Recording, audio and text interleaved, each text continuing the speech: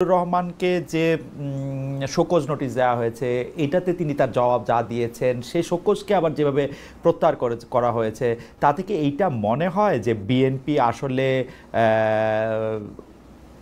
বিশেষ করে মুক্তিযুদ্ধ প্রসঙ্গ, ৭১ প্রসঙ্গ বা জামায়াতে ইসলামের সাথে সম্পর্ক প্রসঙ্গ, এই প্রসঙ্গগুলির ক্ষেত্রে তার যে অবস্থান, সে অবস্থান একটু বদলেছে। আমি এটা এই কারণে বলতে চাই যে জনাব অ্যাডভোকেট ফজলুর রহমান যে কথাগুলি বলার জন্য শোকজ নোটিশের সম্মুখীন হয়েছেন, আপনি কি আমাকে একটা পার্থক্য দেখাতে পারবেন যে ১ বছর আগে তিনি এই কথাগুলি কোনটা বলেন নাই? মনিয়াপা। জি, আপনাকে ধন্যবাদ। যারা শুনছেন আমার শুভেচ্ছা অভিনন্দন, আমার সহ আলোচককে ধন্যবাদ। আপনি যে প্রশ্নটা করেছেন আমি ভীষণভাবে অনুতপ্ত। আমি নিজে ব্যক্তিগতভাবে মুক্তিযুদ্ধের প্রশ্নে আমি মুক্তিযুদ্ধ দেখিনি ওইভাবে, বাট মুক্তিযুদ্ধর যে ধ্বংসাবশেষ দেখে আমি বড় হয়েছি, সেইখানে একজন মুক্তিযোদ্ধা, প্রকৃত মুক্তিযোদ্ধার যখন অবমাননা হয় তখন হৃদয়ে রক্তক্ষরণ হয়। আমি একজন মুক্তিযোদ্ধা, আমি এখানে পড়েছিলাম, একজন মুক্তিযোদ্ধা সবসময় মুক্তিযোদ্ধা না, একজন রাজাকার, চিরস্থায়ী রাজাকার, বাট একজন মুক্তিযোদ্ধা এবং কখনো সে তার জায়গা চেঞ্জ করতে পারে। কিন্তু আমি যার কথাটা বললেন, আমি তাকে মুক্তিযোদ্ধার জায়গা থেকে আমি 10-এ 10 দিতে রাজি। কিন্তু ওনার একটু কথা, কণ্ঠটা একটু জোরে ছিল, একটু স্থানকাল পাত্র, ওনার বয়স যেটা, সেই হিসেবটা ধরলে আমরা অনেকখান থেকে এইখান থেকে ওনাকে এক্সকিউজের জায়গায় একজন মুক্তিযোদ্ধাকে তার মুক্তিযুদ্ধকে ধরে রাখার জন্য আমরা এক্সকিউজ করতে পারি। জানি না দল কি কারণে, কি জন্য এটা করেছে, দল এটা ক্লিয়ার করে নাই, আমিও ক্লিয়ার না। কিছুক্ষণ আগে আমরা এটা দেখলাম। তো সেই জায়গা থেকে আমি বলতে চাই যে একজন মুক্তিযোদ্ধাকে যখন তার পাশে, তার সারাউন্ডিংয়ে, তার বিল্ডিংয়ের চারপাশে যখন বাজে স্লোগান দিয়ে, জঘন্যতর স্লোগান দিয়ে যখন তাকে আটকে রাখা হয়, এটা এই দেশের জন্য লজ্জাস্কর। আমি যে কোনো জায়গায় দাঁড়িয়ে এই কথাটাই বলতে পারি। তার জন্য বিচার আছে, তার জন্য সে যদি কোনো অন্যায় কাজ করে তার জন্য বিচার আছে, আইন আছে, আদালত আছে। কিন্তু তাকে রাষ্ট্রীয় কোনো জায়গা থেকে বলে না এই মবের শিকার তাকে হতে হবে। আমরা 5ই আগস্ট পর্যন্ত মবকে মব বলিনি। 5ই আগস্টে যেটা বৈধ ছিল, 5ই আগস্টের পরে কিন্তু সেটা বৈধ না, অবৈধ। এখন রেভুলেশন সবসময় হয় না খালেদ ভাই। রেভুলেশন একটা সময় 10 বছর, 20 বছর, 30 বছর পরে হয় এবং খুব কম সময়ের জন্য থাকে। তো সেই জায়গায় যদি 1 বছর পরে ওই রেভুলেশনের ধারা ধরে, এবং একটা আপনি দেখেন, আপনি যে কথাটা বললেন মুক্তিযুদ্ধ এবং মুক্তিযুদ্ধের লেগেসি, যেটাকে সরানোর জন্য আপনি খেয়াল করেন কত সুকৌশলে রাজাকার শব্দটাকে এস্টাবলিশ করা হচ্ছে। আমি এই কথাগুলি শুনবো, আমি শুধু বিএনপির অবস্থানটা বুঝতে চাইছিলাম। বিএনপির অবস্থানটা কেন বুঝতে চাইছি? আমার প্রশ্ন সরল। জনাব ফজলুর রহমান এমন কি নতুন কথা বললেন যাকে বিএনপি শোকজ দিতে হইল? 2 নাম্বার হচ্ছে, আপনি মব জাস্টিসের কথা আপনি বলতেছেন, কিন্তু বিএনপির কিন্তু আমি এখানে মাল্টিপল স্ট্যান্ডার্ড দেখি। আপনার মনে আছে 15 আগস্টে কে বাড়িতে শোক জানাতে যাবে না, বিএনপি থেকে কিন্তু সিদ্ধান্ত নেওয়া হয়েছে তাদেরকে ঠেকানো হবে। আমি কোনোটার পক্ষেই বলছি না, আমি বিএনপির অবস্থাটা বুঝতে চাইছি। আপা, আমি বিএনপি, শোনেন, বিএনপি একটা এমন একটা দল, আমাদের এটা একটা উদারনৈতিক দল, মধ্যপন্থা দল, না ডান না বাম। এই উদারনৈতিক দলে যখন যার অবস্থান ভালো থাকে, যে গ্রুপটার, সে গ্রুপটা এখানে গেইন করে। তো আমি কিন্তু ফ্র্যাঙ্কলি আপনার সাথে কথা বলছি, আপনি আমার যদি খুব পেঁচান, আমার মনে হয় কিছু বের করতে পারবেন না। আমি নিজে থেকেই যা জানি, যেটুকু বুঝি বলছি। আর সেইখানে বিএনপি একটা মুক্তিযোদ্ধার দল। বিএনপির মানে প্রথম প্রেসিডেন্ট, বিএনপি যিনি জন্ম দিয়েছেন, উনি স্বাধীনতার ঘোষক ছিলেন। শুধু স্বাধীনতার ঘোষকই ছিলেন না, উনি রণাঙ্গনে প্রথম সারিতে যুদ্ধ করেছেন, উনি বীরের উপাধি পেয়েছেন। সেই তার দলে ম্যাক্সিমাম বিএনপির প্রথম সারির নেতারা মুক্তিযোদ্ধা ছিলেন। সেইখানে ফজলুর রহমান সাহেব একজন মুক্তিযোদ্ধা। আমি ফজলুর রহমান সাহেবকে কোন ধাঁচে, আমি এখনো ওটা পড়ি নাই, ওটা বলা হয় নাই যে কেন তাকে 3 মাসের জন্য স্থগিত করা হলো, তার জবাব পাওয়ার জন্য কেন করা হলো, এটা এখনো আমরা ক্লিয়ার না। বাট একজন মুক্তিযোদ্ধা হিসেবে আমি লজ্জা পেয়েছি, এই কারণে যে একজন মুক্তিযোদ্ধা এবং বয়স্ক মুক্তিযোদ্ধা ইজ ওল্ড সিটিজেন, এই ওল্ড সিটিজেন একজন মানুষকে অন্তত পক্ষে এই জায়গাটায় সম্মান দেওয়াটা আমি হলে দিতে পারলে আমার ভালো লাগতো। আমি এইটুকুই বলতে চাই আপনাকে। এর বাইরে আমি আসলে খালেদ ভাই, আমার খুব খারাপ লাগছে, আমি এর বাইরে আর কিছু বলতে পারছি না। ওকে, আমি যদি আরেকটা প্রসঙ্গে আপনাকে একটু বলতে চাই যে নতুন যে রাজনৈতিক দল আত্মপ্রকাশ করলো, যারা আসলে জুলাই আন্দোলনের নেতৃত্ব দিয়েছিল, যাদের বেশিরভাগ মিলে যে নতুন রাজনৈতিক দল গঠন করলো যে এনসিপি, সেই এনসিপির নেতা কর্মীদের উদ্দেশ্যে আপনারা যে ভাষা ব্যবহার করতেছেন, আমি আপনারা বলতে আপনার দলের লোকজন যে ভাষা ক্রমাগতভাবে ব্যবহার করা হচ্ছে, সেইটা কি আপনাদের দলীয় সিদ্ধান্ত নাকি এটা মানসিক একটা অবস্থা বা অবস্থানের একটা প্রকাশ? মানে আমি বলতে চাই যে মানে এই কথা কিন্তু আমার একদম স্পষ্ট। আপনি যদি কাউকে ফকিন্নি বলেন, সবার আগে আমাকে ফকিন্নি আপনার বলতে হবে, কারণ আমার অর্থনৈতিক অবস্থান। কারণ আপনি কি আমাকে ফকিন্নি বললে সম্বোধন করতে চান? এখন কিন্তু না, যদি না চান তাহলে ওদেরকে কেন, মানে ওদের, আমি যদি অর্থনৈতিক অবস্থানের কথা ধরি, অন্য যে কোনো অবস্থানে ধরলে আমি তাদের চেয়ে বেশি ফকিন্নি, মানে এটা একদমই সরল কথা আমার, বা পারিবারিক উত্তরাধিকার, এগুলি যে কোনো কিছু ধরলে। আমি বাংলাদেশের প্রেক্ষাপটে আমি মনের দৈন্যতাকে ফকিন্নি বলতে পারি, হ্যাঁ, কিন্তু কার কতটা অবস্থান, অর্থের অবস্থা আছে, অর্থ হিসেবে আমরা সবাই তো নিম্ন মধ্যবিত্ত বা মধ্যবিত্ত ঘরের মানুষজন। কি আপনি কি আমরা কেউই কিন্তু সোনার চামচ মুখে নিয়ে জন্মগ্রহণ করি নাই। ওই অর্থে বাংলাদেশে 22টা পরিবার ছিল, আর বাইরে কোনো পরিবার যে যাকে ফকুনি বলে, যে যাকে গালি দেয় তার নিজেরকেই গালি দেওয়া হয়। এই ছেলেদের, এই এনসিপির ছেলে মেয়েদের আমি অনেক সমালোচনা করি এবং ওরা আমাদের অনেক সমালোচনা করে, কিন্তু আমি এটা বলতে পারবো না। এই জায়গাটায় আমি সরি, এটা বলাটা, এই শব্দটা এক্সপাঞ্জ হওয়ার মতো শব্দ, এটাকে আমি খুব বেশি গুরুত্ব দিচ্ছি না এবং এটার জন্য আমি আমার পক্ষ থেকে দুঃখ প্রকাশ করছি। আপনাকে অনেক ধন্যবাদ মনিয়াপা। আমি একটু ডক্টর গালিব আপনার কাছে যেতে চাই। যে ডক্টর গালিব, আপনি জানেন যে এই ব্যাপারটা যদি আমাদেরকে একটু ব্যাখ্যা করতেন, যে পাকিস্তানের উপপ্রধানমন্ত্রী ও পররাষ্ট্রমন্ত্রী জনাব ইসাক দার বাংলাদেশ সফর করেছিলেন। তো সফর করার পরে আমরা সাধারণত দেখি যে পররাষ্ট্রমন্ত্রী লেভেলে যখন সফর করা হয় তখন কি বিষয়ে আলোচনা হবে বা কি বিষয়ে এটা ঠিক করা হবে সেটা মোটামুটিভাবে আগেই এগুলি ঠিকঠাক করা থাকে। কিন্তু এবারকার সংবাদ সম্মেলনে, মানে যৌথ সংবাদ সম্মেলন আমি যদি নাও বলি, পরপর বা সাইমালটেনিয়াস সংবাদ সম্মেলনে আমাদের পররাষ্ট্র উপদেষ্টার বলতে হলো যে অবশ্যই দ্বিমত আছে। পাকিস্তানের পররাষ্ট্রমন্ত্রী বলে গেলেন যে এইসব বিষয় আগেই রিজলভ করা হয়েছে, 3টি বিষয়ের কথা বলা হয়েছে, টাকা পয়সার হিসাব, গণহত্যার জন্য ক্ষমা চাওয়া, বিহারিদের ফিরিয়ে নেওয়া, বললেন যে এগুলি আগেই রিজলভ হয়েছে। উনি বললেন যে না, এগুলি হয় নাই। আমার মনে হয় যে 71 সালের বা মুক্তিযুদ্ধের পাশাপাশি আপনি অনেক ফেসবুকে স্ট্যাটাস দিচ্ছেন, আলোচনা করতেছেন, এই বিষয়টার ক্ষেত্রেও আমরা আসলে রাজনৈতিক দলগুলোর, বিশেষ করে জামায়াতে ইসলামীর অবস্থানটাও আমরা, জামায়াতে ইসলামী পরিষ্কার করবে কিনা যে এই প্রসঙ্গে জামায়াতে ইসলামী আসলে কি মনে করে, যে পাকিস্তানের সাথে এই ইস্যুগুলি কি মীমাংসিত হয়েছে, মীমাংসিত করার কি আদৌ দরকার আছে, নাকি মীমাংসিত হয় না, মানে আমাদের পররাষ্ট্র উপদেষ্টার পজিশনটা ঠিক? আমাকে ইনভাইট করার জন্য মনিয়াপা আছেন। তো আমার বোধ হয় যে এই প্রশ্নটাকে আমি একটু আমার পার্সোনাল লেন্স থেকে বলি। আমি তো ধরেন যে জামাতের অফিসিয়াল লেন্স থেকে বলতে পারবো না, আমি তাদের মুখপাত্র না। আমার পার্সোনাল জায়গা থেকে আমি যেভাবে অবজার্ভ করি সেভাবে বলি। দেখেন, 71টা আমাদের ইতিহাসে একটা ক্রিটিক্যাল জায়গা, যে এটা এখন আমাদের জাতির মধ্যে ক্ষত রেখে দিচ্ছে, বিভিন্ন ধরনের ডিভাইডেশন, আন্ডারস্ট্যান্ডিং, পার্থক্য। এটা যেরকম করে বাংলাদেশের সাথে পাকিস্তানের পারস্পরিক সম্পর্কের ক্ষেত্রে এই ক্ষতটা আছে, আবার বাংলাদেশের অভ্যন্তরেও স্বাধীনতার পক্ষ বিপক্ষের জায়গা থেকে এই ক্ষতটা আছে। এই ক্ষতটা আমাদেরকে নিরাময়ের দিকে যেতে হবে এবং সেক্ষেত্রে সকল পক্ষকে দায়িত্বশীল ভূমিকা পালন করতে হবে। এখানে যেরকম করে জামাত ইসলামের দায়িত্ব আছে এটাকে রিকনসিলিয়েশন করার, ঠিক একইভাবে জামাতের বাইরে যারা আছে তাদেরও দায়িত্ব আছে এটাকে রিকনসিলিয়েশন করার। আমি মনিয়াপার আগের সূত্র ধরে যে ফজলুর রহমান সাহেবের যে বক্তব্য উনি বলছেন, দেখেন এখানে মুক্তিযুদ্ধের 3টা পার্সপেক্টিভ আমি যেভাবে দেখি, ওয়াইড স্পেকট্রামটা। একটা পার্সপেক্টিভ হলো যে আওয়ামী লীগ যেভাবে ব্যবহার করছে, তারা মুক্তিযুদ্ধে দলীয়ভাবে মনোপলি করছে এবং মুক্তিযুদ্ধের চেতনাকে সামনে রেখে একটা ফ্যাসিবাদ তারা করছে। দেখেন আপনি শেখ মুজিবুর রহমান, উনি হচ্ছে আমাদের মুক্তিযুদ্ধের নেতা ছিলেন ইন সাম পার্সপেক্টিভ, যদি উনি যুদ্ধ করেন না, যুদ্ধের সময় ছিলেন না। কিন্তু ৭২ উনি যখন আসছেন সবাই ওনাকে নেতা মাইনা এই দেশের আপনার প্রাইম মিনিস্টার করছে, প্রেসিডেন্ট করছে।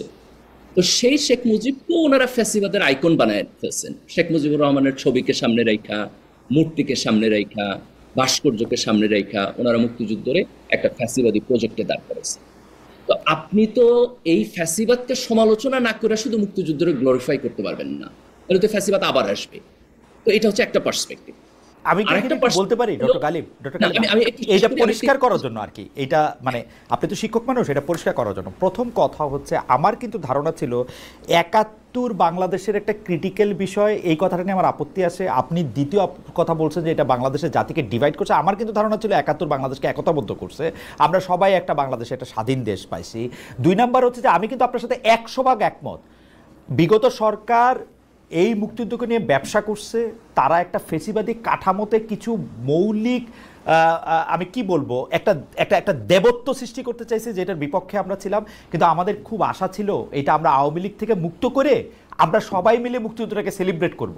কিন্তু এখানে কিন্তু আমরা আওয়ামী লীগের বয়ানটাকে আবার ইয়ে করতে দেখলাম, আওয়ামী লীগকে আঘাত করতে গিয়ে মুক্তিযুদ্ধকে আঘাত করা হচ্ছে। আপনি যদি একটু পরিষ্কার করেন যে মানে আমরা তো মুক্তিযুদ্ধের জায়গায় তো আমরা একতাবদ্ধ থাকবো, আওয়ামী লীগের নিয়ে ব্যবসা করছে, আওয়ামী লীগের বাদ দিব, আমরা ব্যবসা করবো না, আমরা এটা ধারণ করবো, এটা ছিল আমার বোঝা। কিন্তু এখন তো আমি দেখতেছি যে না, মানে আওয়ামী লীগের যেটা আমি বিশ্বাস করতাম না যে ওরা না থাকলে আর মুক্তিযুদ্ধ থাকবে না, এই ব্যাপারটার দিকে নেওয়া যাইতেছে আর কি সবকিছু। দেখেন এখানে আপনি মুক্তিযুদ্ধকে আওয়ামী লীগ থেকে যে সেপারেট করবেন, এই সেপারেট করার কাজটা না কইরা আপনি যদি মুক্তিযুদ্ধকে গ্লোরিফাই করেন, তাহলে কিন্তু সেটা আওয়ামী লীগের ফ্যাসিবাদকে আবার লেজিটিমাইজ করবে। এই জায়গায় আমাদেরকে খুব সতর্ক থাকতে হবে যে আপনি যদি ধরেন শেখ মুজিবুর রহমানের ব্যাপারে ক্রিটিক্যাল না থাকেন, আপনি যদি শেখ হাসিনার ব্যাপারে ক্রিটিক্যাল না থাকেন, এবং আপনি মুক্তিযুদ্ধের ইতিহাসের মধ্য দিয়ে তাদেরকে আবার কাল্ট ফিগার বানান, তাহলে তো বাংলাদেশে আবার আওয়ামী লীগের ফ্যাসিবাদ চলে আসবে। এটা তো আমাদের করা যাবে না। আমি আপনার সাথে অ্যাগ্রি যে এই সেপারেশনটা করে আমাদের একটা মুক্তিযুদ্ধকে একটা গণমানুষের জায়গায়, একটা ঐক্যের জায়গায় যাইতে হবে। এখন এখানে আর একটা এক্সট্রিম হইতে পারে, যে এক্সট্রিমটা হলো যে আপনি মুক্তিযুদ্ধের লেজিটিমেসি কোশ্চেন করবেন, যেখানে আপনি বলবেন যে না, পাকিস্তান ভুল করে নাই, আমরা যে স্বাধীন হয়েছি এটা ঠিক হয় নাই, মুক্তিযুদ্ধ না করাই ভালো ছিল। এইটাকে আপনি এক্সট্রিম একটা অপিনিয়ন বলতে পারেন, যেটা আপনি এখন বলতে চান যে কিছু কিছু জায়গায় আমরা এই ফেনোমেনাটা দেখি। কিন্তু আপনি যদি মেইন স্ট্রিম জায়গায়, আমি যদি জামাতের ব্যাপারে বলি, আপনি যদি জামাতের টপ লিডারশিপের সাথে আপনি কথা বলছেন, তাদের অফিসিয়াল স্টেটমেন্ট আসছে, এটা সত্য কথা যে তারা আনকন্ডিশনালি এখনো 71-এর ব্যাপারে বক্তব্য দেয় নাই, কিন্তু তারা এই এক্সট্রিম অপিনিয়নকে তো কোথাও এন্টারটেইন করে নাই। আপনি তো টপ লিডারশিপ তাদের ফর্মাল অফিসিয়াল পজিশনে যদি আপনি দেখেন, তাহলে দেখবেন যে তারা কোথাও এটাকে এন্টারটেইন করে নাই। তো আমার বোধ হয় এই জন্য আমাদের যেটা কনক্লুসিভ জায়গায় যাইতে হবে, সেটা হলো আপনি মুক্তিযুদ্ধকে আওয়ামী লীগের ফ্যাসিবাদ থেকে ডিকাপল করবেন, এবং ডিকাপল করার পরে এটাকে গণমানুষের জায়গা থেকে ক্লেম করবেন, এবং সেই জায়গায় একটা বিশাল ঐক্য তৈরি করবেন। আমি যেটা বলছি যে মুক্তিযুদ্ধ একটা ক্রিটিক্যাল জায়গা, তার কারণ হলো আমরা এই কাজটাকে করতে পারি নাই, না পারার কারণে এই অনৈক্য আমাদের দেশের মধ্যে রয়ে গেছে। আজকে আওয়ামী লীগের মতো একটা পার্টিকে নিষিদ্ধ হইতে হয়েছে, ফ্যাসিস্ট হইয়া এই পরিণতির দিকে সে আগায় গেছে, এবং তার পরতে পরতে মুক্তিযুদ্ধের ছাপ আছে।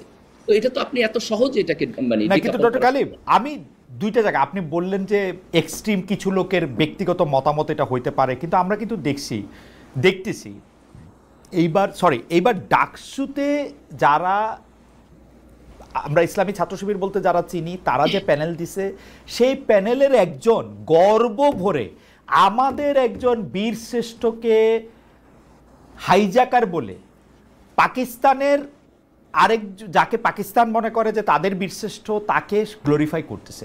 আমরা কিন্তু সুযোগ পাইলে এটা দেখতেছি, যোগাযোগের ছাত্র হিসেবে কিন্তু আমরা এটা দেখি। এর মধ্যে কিন্তু বঙ্গবন্ধু, শেখ মুজিব, তারে কাল ফিগার বানানো এগুলি কোনো কিছু নাই। আপনারা কিন্তু বিএনপিকেও আক্রমণ করতেছেন, আপনারা মানে সরি জামাত ইসলামী শিবির কিন্তু বিএনপিকেও আক্রমণ করতেছে। বিএনপিও যদি মুক্তিযুদ্ধের কথা বলে, বিএনপির যিনি প্রতিষ্ঠাতা, যিনি মুক্তিযুদ্ধের একজন খুবই গুরুত্বপূর্ণ একজন মানুষ, তার কথা বললেও আপনারা আক্রমণ করতেছেন। অর্থাৎ আপনাদের বা আমি জামাতে ইসলামের আক্রমণের মূল জায়গাটা কিন্তু মুক্তিযুদ্ধ, আওয়ামী লীগ না। এটা হচ্ছে কেউ কেউ বলে থাকেন।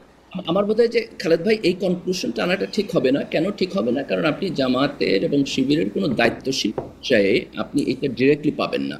কিন্তু আমি আপনার সাথে অ্যাগ্রি করি, আপনি যদি মানে কালেকটিভলি এই ফেনোমেনাকে দেখতে চান, তাহলে আমি এটা অ্যাগ্রি করব যে there is a very small minority যারা মুক্তিযুদ্ধকে হয়তো এরকম একটা এক্সট্রিম লেন্স থেকে দেখতে ইন্টারেস্টেড অথবা দেখার চেষ্টা করে। আপনি আচরণ এবং সোশ্যাল মিডিয়ার মধ্যে এটা পাবেন, কিন্তু এইটা আপনার জামাত শিবিরের মধ্যেও এটা মেইন স্ট্রিম না, তাদের সাংগঠনিক পজিশন না। এবং আপনি খুব স্পেসিফিকলি জামাতের টপ লিডারদেরকে আপনি তাদের, আমার বোধ হয় যে আমির এবং সেক্রেটারি জেনারেল দুজনকে আপনি ইন্টারভিউ করছেন, আমার মনে হয় না যে কোথাও আপনি এই ধরনের কোনো ইন্ডিকেশন পাইছেন। কিন্তু এটা একটা সামাজিক ফেনোমেনা হিসাবে আমাদের সমাজে অল্প আকারে হইলেও এক্সিস্ট করে। এটা যদি আপনি বলতে চান, আমি আপনার সাথে 100% অ্যাগ্রি করি। এবং আমি এটাও অ্যাগ্রি করি যে এটাকে আওয়ামী লীগের লেন্স থেকে দেখাটা যেরকম একটা ভুল, এই এক্সট্রিম লেন্স থেকে দেখাটাও ভুল। এটার মূল জায়গাটা হলো আপনাকে একটা মাঝামাঝি জায়গায় গণমানুষের জায়গা থেকে দেখতে হবে। এবং এই জায়গায় মনিয়াপা এই যে ফজলুর রহমানের যে বক্তব্য, এটাকে যে ক্রিটিক্যালি দেখতেছেন না, আমি এটাকেও রাইট মনে করি না। আপনি যদি ওনার বক্তব্য দেখেন, আপনি দেখবেন যে উনি 24কে সরাসরি অস্বীকার করে এবং উনি 24 এবং 71কে একটা কনফ্লিক্টিং জায়গায় নিয়ে দাঁড় করায়। উনি মুক্তিযুদ্ধ করছেন 20-22 বছর বয়সে, আজকে যখন ওনার বয়সে আর একজন তরুণ 24 করতেছে, এটা ওনার ভালো লাগতেছে না। এটাকে উনি মনে করেন যে এটা বাচ্চা কাচ্চা, উনিও তো বাচ্চা কাচ্চা বয়সে মুক্তিযুদ্ধ করছেন। তো এই যে ওনার দেখার যে ডুয়ালিটি, আমি মনে করি এই জায়গা থেকে ওনাকে সিরিয়াসলি ক্রিটিক করা দরকার। এবং ওনার রাজনৈতিক ফিলসফি বিএনপির মেইন স্ট্রিম রাজনৈতিক ফিলসফির সাথে যায় কিনা, এই প্রশ্নটাও তোলা দরকার। আমরা এই প্রশ্ন তুলব, কিন্তু আপনি কি মনে করেন যে আসলে অ্যাডভোকেট ফজলুর রহমান 24-এর লিগেসি নিয়ে বা 24-এর আন্দোলনটা নিয়ে প্রশ্ন তুলেছেন, নাকি 24 পরবর্তী 5 আগস্ট পরবর্তী যে রাজনৈতিক দলটি আত্মপ্রকাশ করেছে তাদের বিহেভিয়ার, তাদের আচার আচরণ, তাদের কথা, এইটা এমন কি মানে এটা বলতে কেমন লাগে যে তারা তো আসলে বিএনপির পাশাপাশি জামায়াতে ইসলামীর সাথেও তারা যে আচরণ করেছে, বা আমি যদি বলি ইসলামী ছাত্র শিবিরের সাথে তারা যে আচরণটার দিকে যারা গেছে, যেটা অনেকে এটা পছন্দ করেন নাই। আমার ব্যক্তিগতভাবে পছন্দ অপছন্দের কথা আমি বলতেছি না, কিন্তু অ্যাডভোকেট ফজলুর রহমান কি 24-এ তারা আন্দোলন করলো কেন সেটা নিয়ে প্রশ্ন করছেন, নাকি আন্দোলন পরবর্তী সময় তাদের অবস্থান নিয়ে তারা প্রশ্ন করেছেন? মানে আপনার কাছে কি মনে হয়? এটাই কোশ্চেন, 24-এর অভ্যুত্থানে কাদের অবদান আছে নাই সেই ব্যাপারে ওনার যে বক্তব্য, আপনি দেখবেন সেই বক্তব্যের মধ্যে উনি সারাক্ষণ তুচ্ছ তাচ্ছিল্য করেন, বলেন যে এরা হলো নেতা না, এরা হলো অভিনেতা, এরা কিছু করে নাই। তো এইভাবে যেমন আপনি ধরেন 71 তুইলা কেউ যদি বলে যে শেখ মুজিবুর রহমানের যে রাজনৈতিক সংগ্রাম তার কোনো কন্ট্রিবিউশন নাই আমাদের এই সংগ্রামে, এটা তো একটা ফালতু কথা, তাই না? না, এটা তো গালিব, আপনি এটাকে ফালতু কথা কইতেছেন, কিন্তু আপনি একটু কান পাতলে শুনবেন, অনেকে এই কথা কইতেছে কিন্তু। না, অনেকে বলতেছে, কিন্তু এটা ফালতু কথা। ঠিক একই ফালতু কথা উনি 24-এর ব্যাপারে বলেন, একই ফালতু কথা উনি বলেন। আপনি যদি 24-কে দেখেন, এখানে বিএনপি এবং জামাতের রাজনৈতিক সংগ্রামের কন্ট্রিবিউশন যেরকম আছে, যারা বৈষম্য বিরোধী ছাত্র আন্দোলনে অর্গানাইজ করছে তাদের কন্ট্রিবিউশন আছে, ছাত্র শিবিরের ওইখানে যারা ছিল তাদের কন্ট্রিবিউশন আছে। তা আপনি এই টোটাল কন্ট্রিবিউশনকে একটা তুড়ি মাইরা উড়াই দিলেন, তাহলে তো আপনি এটা প্রপার ওয়েতে এই সিচুয়েশনটাকে দেখলেন না, তাই না? তো উনি যেটা করেন আসলে সেটা হলো উনি 71-এ বুধ হয়ে থাকেন, আর 24 আসলেই সেখানে ওনার সকল ইনকনসিস্টেন্সি। আপনি আমারে বলতে পারেন যে সমাজে আমার মনে হয় যে 71 গেলে একই রকম। আমার মনে হয় যে ডক্টর গালিব আপনি যেটা বলেছেন সেটা আসলে হয়তো এটা ঠিকই আছে, কিন্তু এইটার ক্ষেত্রে আইন নিজের হাতে তুলে নেওয়া বা তার বাসার সামনে গিয়ে যেগুলি করা, সেগুলি ক্ষেত্রে সব মানে পলিটিক্যাল পার্টিগুলিও সেগুলি এটা মানে একমত হচ্ছে কিনা সেটা। এখানে একটা জিনিস দেখেন, ওনার কথা বলার মত প্রকাশের স্বাধীনতা আছে, উনি যা খুশি বলতে পারে। উনি মানে আপনি যদি আরেকজনের স্ল্যান্ডার না করেন তাহলে আপনি ননসেন্স কথা বলতে পারেন, কোনো সমস্যা নাই। সমস্যা হইলো এই জায়গায় যে উনি বিএনপির একটা পজিশনে আছেন, তাহলে উনি ননসেন্স কথা বললে আমরা ওনারে কোশ্চেন করবো না, আমরা বিএনপির করবো যে উনি পজিশনে কেন থাকেন। উনি যদি অ্যাজ অ্যান ইন্ডিভিজুয়াল আপনি রাস্তায় দাঁড়ায় আরেকজনের স্ল্যান্ডার না করেন, ভায়োলেন্স উস্কায় না দেন, আর উল্টাপাল্টা কথা বলেন, তাতে তো কিছু যায় আসে না। আপনি একটা রাজনৈতিক দলের দায়িত্বশীল পজিশনে থাইকা উল্টাপাল্টা বলা উচিত। ওকে, পলিটিক্যালি কারেক্ট তাকে থাকতে হবে। আমি একটু মনিয়াপার কাছে আসি। মনিয়াপা, জিনিসটা হইল মানে বিএনপি এখন জামায়াতে ইসলামীর যে বিষয়গুলি সমালোচনা করে, যে বিষয়গুলি সামনে আনে, সেই বিষয়গুলি বা সেই রাজনীতিতে জামায়াতে ইসলামে আসার জন্য সবচেয়ে বেশি যদি কাউকে দায়ী করতে হয়, সেই দায়টা আসলে বিএনপির। বিএনপি জামায়াতে ইসলামীকে এই রাজনীতি করাটা সুযোগ করে দিছে, বিএনপি জামায়াতে ইসলামীকে এই রাজনীতি করার ব্যাপারে উৎসাহিত করছে, বিএনপি জামায়াতে ইসলামীকে এই রাজনীতিটা করার ক্ষেত্রে শক্তিশালী করছে, এবং সেই সময় তাদের এটা নিয়ে আসলে যুক্তিও ছিল যে কেন তারা এটা করতেছে। হঠাৎ করে এই 5 আগস্টের পরে এমন কি হইল যেইটা আসলে বিএনপিকে এই জামায়াতের এই অবস্থানটার এত বড় সমালোচনা করতে হচ্ছে বা এত সমালোচনা জায়গা থেকে? এইটা কি এই কারণে যে বিএনপি মনে করে যে জামায়াতে ইসলামীকে তাদের প্রধান প্রতিদ্বন্দ্বী ভাবতে হবে আদর্শগত জায়গা থেকে, ভোটের জায়গা থেকে যদি নাও হয়, এবং বিএনপিকে এইটা মনে করে বিএনপি যদি এত বেশিবার জামায়াতের সমালোচনা না করে তাহলে বিএনপি আসলে জামায়াতে বিলীন হয়ে যেতে পারে? চলেন আমি আপনার প্রশ্নের জবাবটা দেই, তার মধ্যেই আপনার গালিব সাহেবের প্রশ্নের কিছু উত্তর আছে। বিএনপির পজিশনে আছেন উনি, লাস্টলে ফজলুর রহমান সাহেবকে বললেন, পজিশনে না থাকলে তারা কিছুই বলতো না। আমি যদি বলি বিএনপির পজিশনে থাকার জন্য বিএনপিকে যদি তারা বলে যে চাপ প্রয়োগ করে বা বলে যে আপনার লোক এইটা করছে কেন ওটা করছে কেন, জামাত 5 আগস্টের পরে জামাতের আমির সরাসরি যখন বলছেন যে একটা জালিমকে পাঠিয়ে দিয়ে সরিয়ে দিয়ে আরেকটা জালিমকে আনার জন্য কি আমরা এই করেছি, আরেকটা জালিম বলতে কাদেরকে বুঝিয়েছেন এটা কিন্তু বলার অপেক্ষা রাখে না। এই এই এই এই কথাটার মধ্যে কিন্তু খালেদ ভাই আপনার প্রশ্নের উত্তর আপনি পেয়ে গেছেন। তো যখন একজন খোদ প্রধান, জামাতের প্রধান যখন এই কথা বলে, ফজলুর রহমান তো প্রধান না, ফজলুর রহমান যে পোস্টে আছেন সেটা চাইলে আপনি খালেদ মহিউদ্দিন আপনিও এই পোস্টটা পেতে পারেন, গালিব জামাত করুক যেটাই করুক সেও পেতে পারে, কারণ উনি দেশনেত্রী বেগম বিএনপিতে দেশনেত্রী বেগম খালেদা জিয়ার উপদেষ্টা। উপদেশ যে কেউ যে কোনো দল থেকেই করতে পারেন। উপদেষ্টা নিয়োগটা সম্পূর্ণ 100% দলীয় পদ না ওটা। হ্যাঁ, তো সেই জায়গায় ফজলুর রহমান সাহেব যদি এখানে আমাদের যদি দায়বদ্ধতায় যদি জড়িয়ে যায় তাহলে জামাতের আমির উনি কেন জড়াবে না? উনি যে এই কথাটা বলেছেন, কই বিএনপি তো সেটা নিয়েও কোনো কথা বলে না। এই যে আমি আপনাকে বললাম বিএনপি একটা উদারনৈতিক দল, এই জন্য বিএনপি অনেক কিছুই আপনার আমার এখানে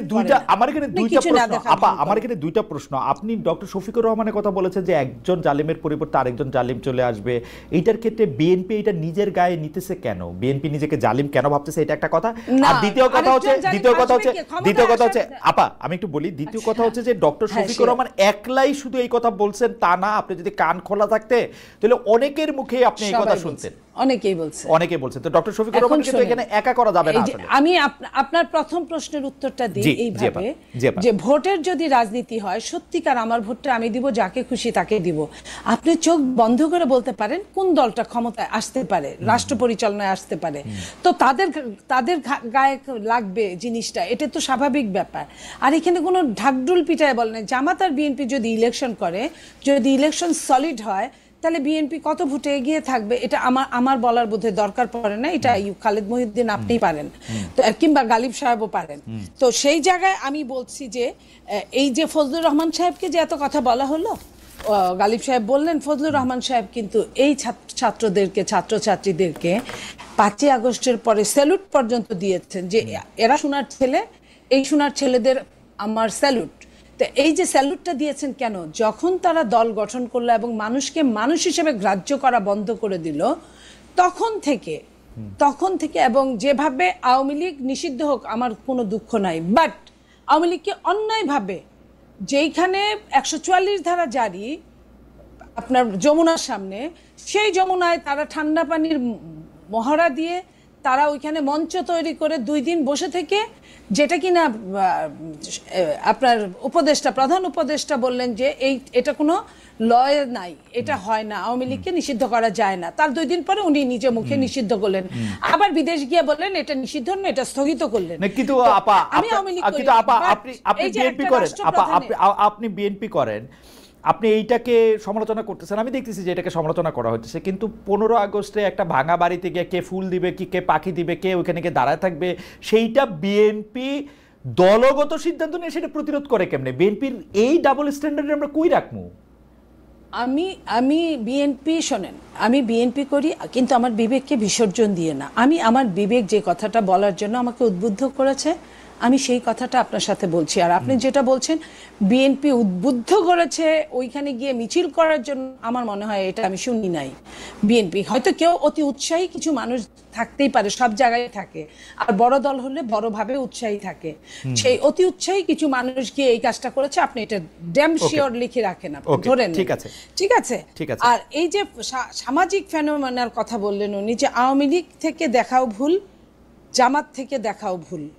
আমি যদি বলি যে আওয়ামী লীগ, এটা আমি তার সাথে একমত, যে আওয়ামী লীগ যেভাবে স্বাধীনতাকে অপমান করেছে, আপনার মুক্তিযুদ্ধকে চেতনা বিক্রয় করে অপমান করেছে, ঠিক একইভাবে জামাত তো তার ধারণ করে নাই। যদি ধারণ করতো তাহলে জাতীয় সঙ্গীতটাকে বিসর্জন দেওয়ার জন্য কথা না। কিন্তু এখানে ডক্টর গালিব একটা কথা বলতেছেন মনিয়াপা, আমার প্রশ্নে কিন্তু আমি এবার ফিরে আসবো, কিন্তু ডক্টর গালিব কিন্তু বলতেছেন যে জামাতের কোনো পদধারী, অর্থাৎ মানে যিনি জামাতের নেতৃত্ব দিচ্ছেন, অথবা সেক্রেটারি জেনারেল মানে ডক্টর শফিকুর রহমান, অথবা মিয়া গোলাম পারোয়ার, অথবা নায়েবে আমির আব্দুল্লাহ তাহের, অথবা অন্য যারা শুরার সদস্য আছেন, তাদের মধ্যেও কেউ কি এইগুলি কথা বলছেন? আপনি তো এরকম, তো আমিও তো আপনাকে বলতে পারি, তাইলে আমিও বলতে পারি যে 32 নম্বরে গিয়েছিল বিএনপির, ওরকম বড় কেউ গিয়েছিল না, তাদের কোনো কথা এরকম বলতে পারেন, তো সেটা বলেও ফেলছেন, বলছেন। হ্যাঁ, বলেছি। তো এটা যদি আমার দায়িত্বশীলতার জায়গায় হয়, আমি অবশ্যই এটা বলবো। আর দ্বিতীয় কথা হলো মুক্তিযুদ্ধ আর 24 আমি অবশ্যই একসাথে তুলনা করতেই পারি না। মুক্তিযুদ্ধ হচ্ছে আমার সভরেন্টি, আমার সার্বভৌমত্ব, আর 24 হচ্ছে একটা ফ্যাসিস্টের পতন। একটা ফ্যাসিস্টের পতনের সঙ্গে একটা মুক্তিযুদ্ধ, যেখানে আমি, আপনি এবং গালিব সাহেব অকপটে বলতে পারি আমি বাংলাদেশী, ঠিক আছে, আমি বাঙালি। সেই জায়গা ওই বক্তব্য পরিষ্কার, কিন্তু আপনারা জামাতের যেই জায়গা থেকে আসলে আপনারা কোশ্চেন করতেছেন, সেই জায়গাটা আসলে জামায়াতের রাজনীতির ওই জায়গাটা বিএনপি তৈরি করে দিয়েছে, জায়গা দিয়েছে। আজকে বিএনপি জামায়াতের মধ্যে বিলীন হয়ে যাওয়ার সম্ভাবনায় জামাতের বিরোধিতা করছে। এই ছিল হচ্ছে আমার প্রশ্ন, এটাতে যদি একটু বলতেন।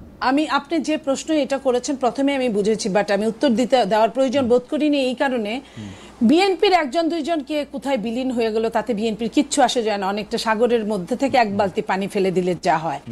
বিএনপি যে দলটা, বিএনপি আমি মনে করি আল্লাহ নিজে বিএনপিকে বাঁচান। এই কারণে আপনি দেখেন আওয়ামী লীগ কি কম টর্চার করেছিল বিএনপিকে, আপনার গুম খুম থেকে শুরু করে জেলখানায় শীর্ষ সন্ত্রাসীদেরকে ভিআইপি আদরে বের করে দিয়ে আপনার আমাদের ছেলে মেয়েদের, রাজবন্দীদেরকে আপনার ডান্ডা বেরি পরিয়ে রেখেছিল, একজন না শত শত হাজার হাজার মানুষগুলোকে।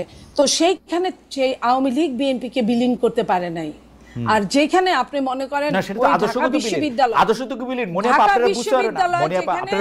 আমি বলি, আমি শেষ করি, রাজনীতির সূতিকাগার যাকে বলা হয় ঢাকা বিশ্ববিদ্যালয়, সেইখানে আপনি দেখেন যে কিছু আপনার ফাঁসিতে ঝুলেছিল যারা, তাদের ছবি টাঙানোর পরে কি প্রতিক্রিয়াটা হয়েছিল, তারা কিন্তু টেটফুলি তারা বিশ্ববিদ্যালয়ের প্রত্যেকটা হলে, Eden college, Badrunnesa college, Dhaka college থেকে শুরু করে প্রত্যেকটা জায়গায় তারা কিন্তু জামাতকে নিরপেক্ষ বানিয়ে কিন্তু ঢুকিয়ে দিয়েছে, এবং ওইখানে রাজনীতি নিষিদ্ধ করার এক ধরনের পায়তারা করেছে। কিন্তু যখন তারা এত কিছু, তাদের পক্ষের লোক ভিতরে কিন্তু তারাই যারা দখল করে আছে হলটা, তারপরেও যখন ওই ছবিগুলো উঠেছিল, সেই ছবিগুলোর পরে প্রতিক্রিয়াটা কি হয়েছে, এখান থেকেই প্রমাণ হয় যে বাংলাদেশের মানুষ সচেতন, বাংলাদেশ জাতীয়তাবাদী দল সচেতন। আমার মনে হয় দিতে পারবেন না, কেউই পারবে না আমি মনে করি। আরেকটা লাইন আমি বলি, একটু লাইনটা শেষ করি, যেটা আপনি তখন মানে ফকুন্নির কথা বলছিলেন, আমি সেটার সঙ্গে এইটুকু বলি যে হ্যাঁ, ওই শব্দটা ভুল ছিল, শব্দটা উচিত না। সেটার পাশাপাশি এটাও বলি, এটা তো আরো বেশি উচিত না যে আপনি শেখ হাসিনাকে দিল্লি পাঠিয়েছেন বলে আরেকজনকে, আপনি বাংলাদেশি মানুষকে দিল্লিতে কারণে অকারণে পাঠাবেন, আপনি স্ট্যাটাস দিবেন, পোস্ট দিবেন, এটা দিলে মানুষের কিন্তু মাথা ঠিক থাকে না। একজন যে বাংলাদেশি আপনার নাগরিক, বাংলাদেশকে ভালোবাসে, একজন আপনার কি বলবো যে প্যাট্রিয়ট যাকে বলে, তাদের কাছে এই জিনিসটা অন্য দেশে তাকে পাঠিয়ে দেওয়া জবরদস্তি করে, এটা চাইলেই যে কেউ করতে পারে না, যে কেউ বলতে পারে না, ওইটা বলা কিন্তু আরো বেশি খারাপ আমি মনে করি। ওকে, মনে পা আপনাকে ধন্যবাদ। আমি একটু ডক্টর মির্জা গালিবের কাছে যাই এবার। আমি একটু লম্বা মানে একটা পার্সপেক্টিভ নিয়ে একটু ডক্টর গালিবের কাছে আসতে চাই। তার আগে দর্শকদের কাছে আমি প্রশ্ন করেছিলাম যে মুখে মুখে সংস্কার থাকলেও বাস্তবে দখল ও চাঁদাবাজি সংস্কৃতি অব্যাহত, নতুন রাজনৈতিক বন্দোবস্ত অনিশ্চিত জানিয়েছে টিআইবি। দর্শকদের কাছে জানতে চেয়েছিলাম যে প্রিয় দর্শক তাদের আশঙ্কা সঠিক বলে মনে করেন কিনা। মানে 95% দর্শক এখানে হ্যাঁ ভোট দিয়েছেন। 46,000 দর্শকের মধ্যে 95% দর্শক হ্যাঁ ভোট দিয়েছেন যে নতুন রাজনৈতিক বন্দোবস্ত যে অনিশ্চিত সেইটা টিআইবির এই বক্তব্যের সাথে একমত কিনা। শতকরা 95% দর্শক এটাতে একমত পোষণ করেছেন, শতকরা 5% দর্শক এটাতে একমত পোষণ করেন নাই। আমি ডক্টর গালিব আপনার কাছে জানতে চাইব যে জামায়াতে ইসলামীর বা বিএনপি ছাড়া আমি যদি অন্য রাজনৈতিক দলগুলি বলি, অর্থাৎ বিএনপিকে এক পক্ষ এবং এনসিপিকে আলাদা করে ধরে জামাতে ইসলামীর নেতৃত্বে ইসলামী আদর্শে যারা রাজনীতি করেন, আমি যদি এভাবে বলি, তাদের রাজনৈতিক উদ্দেশ্যটা বা রাজনৈতিক লক্ষ্যটা এই মুহূর্তে আপনি আসলে কি দেখতে পান? মানে আমি কয়েকটা প্রসঙ্গ আপনাকে একটু যদি বলি যে বাংলাদেশের সমাজ, রাষ্ট্রীয় কাঠামো, আইনি কাঠামোটা কেমন তারা চান। 71টা আপনি মোটামুটিভাবে বললেন যে এটা কীভাবে এটা আপনি ডিল করতে আপনি দেখেন। একটা হলো আইনি কাঠামোটা আমি একটা বুঝতে চাই। দ্বিতীয় হচ্ছে বাংলাদেশটা কি এরকম একটা দেশ হিসাবে তারা দেখতে চান যে যেই দেশটা মধ্যে ব্যক্তিগত সিদ্ধান্তের ক্ষেত্রে কে কোন রকম সিদ্ধান্ত নিবে, অর্থাৎ কীরকম কাপড় পরবে, কীরকম খাবার খাবে, সেইটা তার মধ্যে থাকবে, নাকি আসলে একটা গাইডলাইন দিয়ে এটা পরিচালিত হবে? পাশাপাশি আমি আরেকটা প্রশ্ন আমি করতে চাই যে কেউ মানে বাংলাদেশের রাজনীতিতেই আমরা এটা এরকম প্রায় শুনে থাকি যে অমুক দল অর্থাৎ বিএনপি ক্ষমতায় গেলে তারা কোনোদিন শরিয়া বিরোধী কোনো আইন করবে না। আমি আইনের ছাত্র না, কিন্তু আমি একটু মনোযোগ দিয়ে খেয়াল করতেছিলাম যে বাংলাদেশে কি কোনোদিন কোনো আইন ছিল যেটা শরিয়া বিরোধী, বা এখনো কি আসে কিনা, এটাও যদি আমাকে একটু বলতেন যে বাংলাদেশের এক্সিস্টিং কোনো ল কি শরিয়া বিরোধী কিনা বা কখনো ছিল কিনা। আপনি যদি দুইটা প্রসঙ্গ একটু বলতেন যে তাহলে ইম্পর্টেন্ট কোশ্চেন। না, শরিয়া বিরোধী আইন তো আছে। ধরেন আমাদের যেটা আপনার পারিবারিক আইন, যেটা সেই পারিবারিক আইন বেসিক্যালি রিলিজিয়াস বেসড, মুসলিম পারিবারিক ল। কিন্তু আপনি যদি নর্মাল পেনাল করে যান, ধরেন যে চুরি করলে শাস্তি কি হবে, ডাকাতি করলে শাস্তি কি হবে, সুদ অ্যাপ্লিকেবল কিনা, এটা অ্যাকসেপ্টেবল কিনা, এইসব জায়গায় তো আপনার শরিয়ার সাথে এক্সিস্টিং ল কন্ট্রাডিক্ট করে। আমরা যেটা একটা তো হচ্ছে শরিয়ার সাথে সাংঘর্ষিক হওয়া, আরেকটা হচ্ছে শরিয়া বিরোধী হওয়া। যেমন বাংলাদেশের রাজনীতি, বাংলাদেশের আইন কিন্তু বাংলাদেশের কোনো মানুষকে সুদ খাইতে বাধ্য করতে পারে না, সেটা হচ্ছে তার চয়েস। সে কিন্তু ব্যাংকেও একটা 2 লাইন লিখলে তার সুদ কিন্তু এটার মধ্যে সে যাবে না। এখন এই জিনিস কিন্তু আমি বলতেছি হচ্ছে শরিয়ার সাথে কন্ট্রাডিক্টরি। যেমন ধরেন বাংলাদেশের কেউ চাকরি করলে সে নামাজ পড়িতে পারিবে না, সে রোজা রাখিতে পারিবে না, দাড়ি রাখিতে পারিবে না। ওরকম কোন আইন কখনো আছে কিনা, কখনো ছিল কিনা?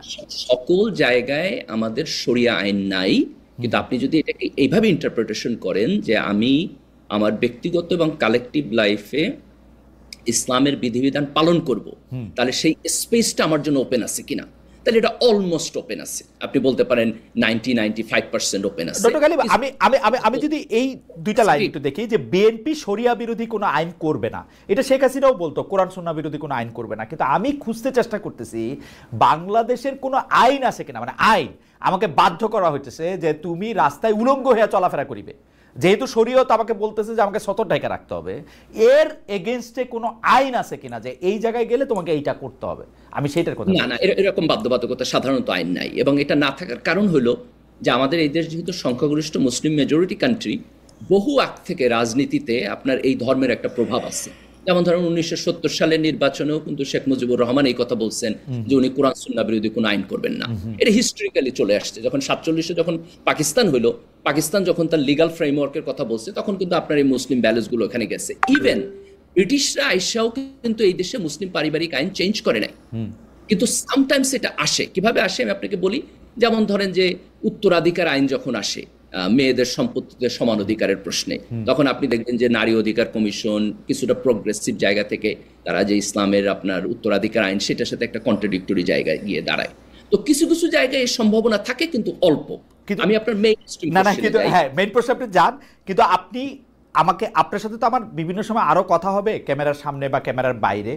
আপনি আমাকে একটু সাহায্য করেন আমার প্রেমিসটা, যে মানে আসলে বিএনপি দাবি করতেছে, তার আগে প্রধানমন্ত্রী শেখ হাসিনা, সাবেক প্রধানমন্ত্রী শেখ হাসিনা দাবি করছিল যে তারা কোরআন সুন্নাহ বিরোধী কোনো আইন করবে না।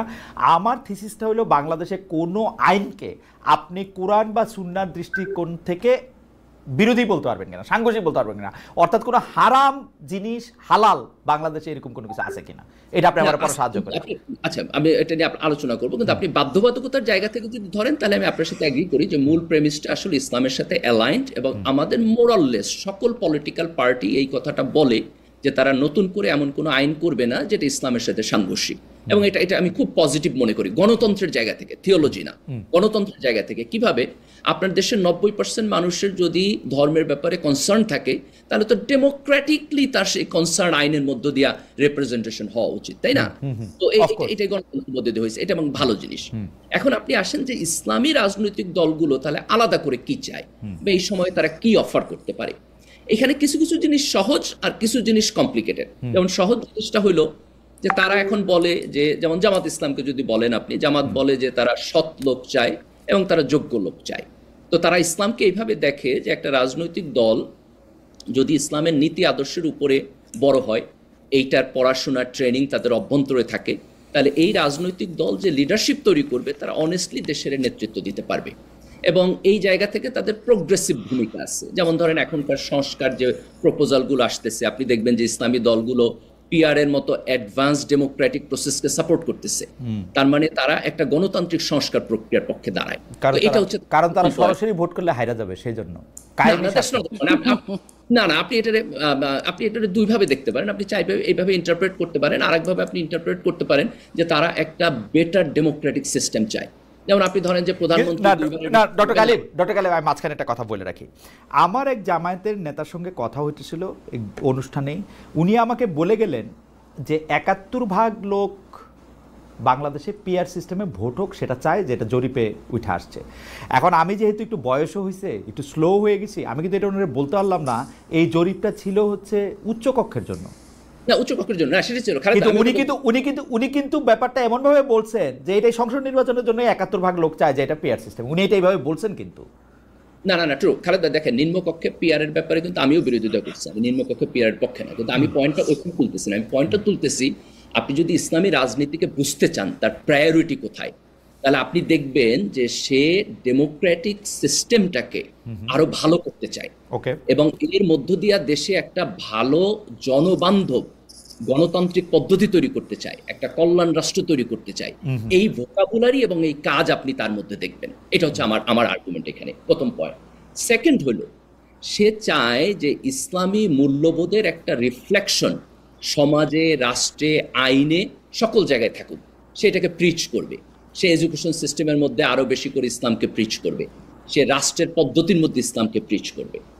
এবং থার্ড, যেটা মোর কমপ্লিকেটেড সিস্টেম, সেটা হলো যে মডার্ন সিস্টেমের মধ্যে আমরা যেখানে একটা ন্যাশনাল স্টেট করছি, তার সাথে যদি ইসলামের নানান প্রপোজিশন এবং পজিশনের কনফ্লিক্ট তৈরি হয়, তাইলে পরে আপনি একটা নন ইসলামিক সিস্টেম থেকে কিভাবে ইসলামিক সিস্টেমে আপনি ট্রানজিশন করবেন, এইটা নিয়ে তারা কাজ করতে চায়। কিন্তু এই ট্রানজিশনটা তারা কিভাবে করবে, আমি মনে করি এটা তাদের পলিটিক্যাল ফিলোসফি।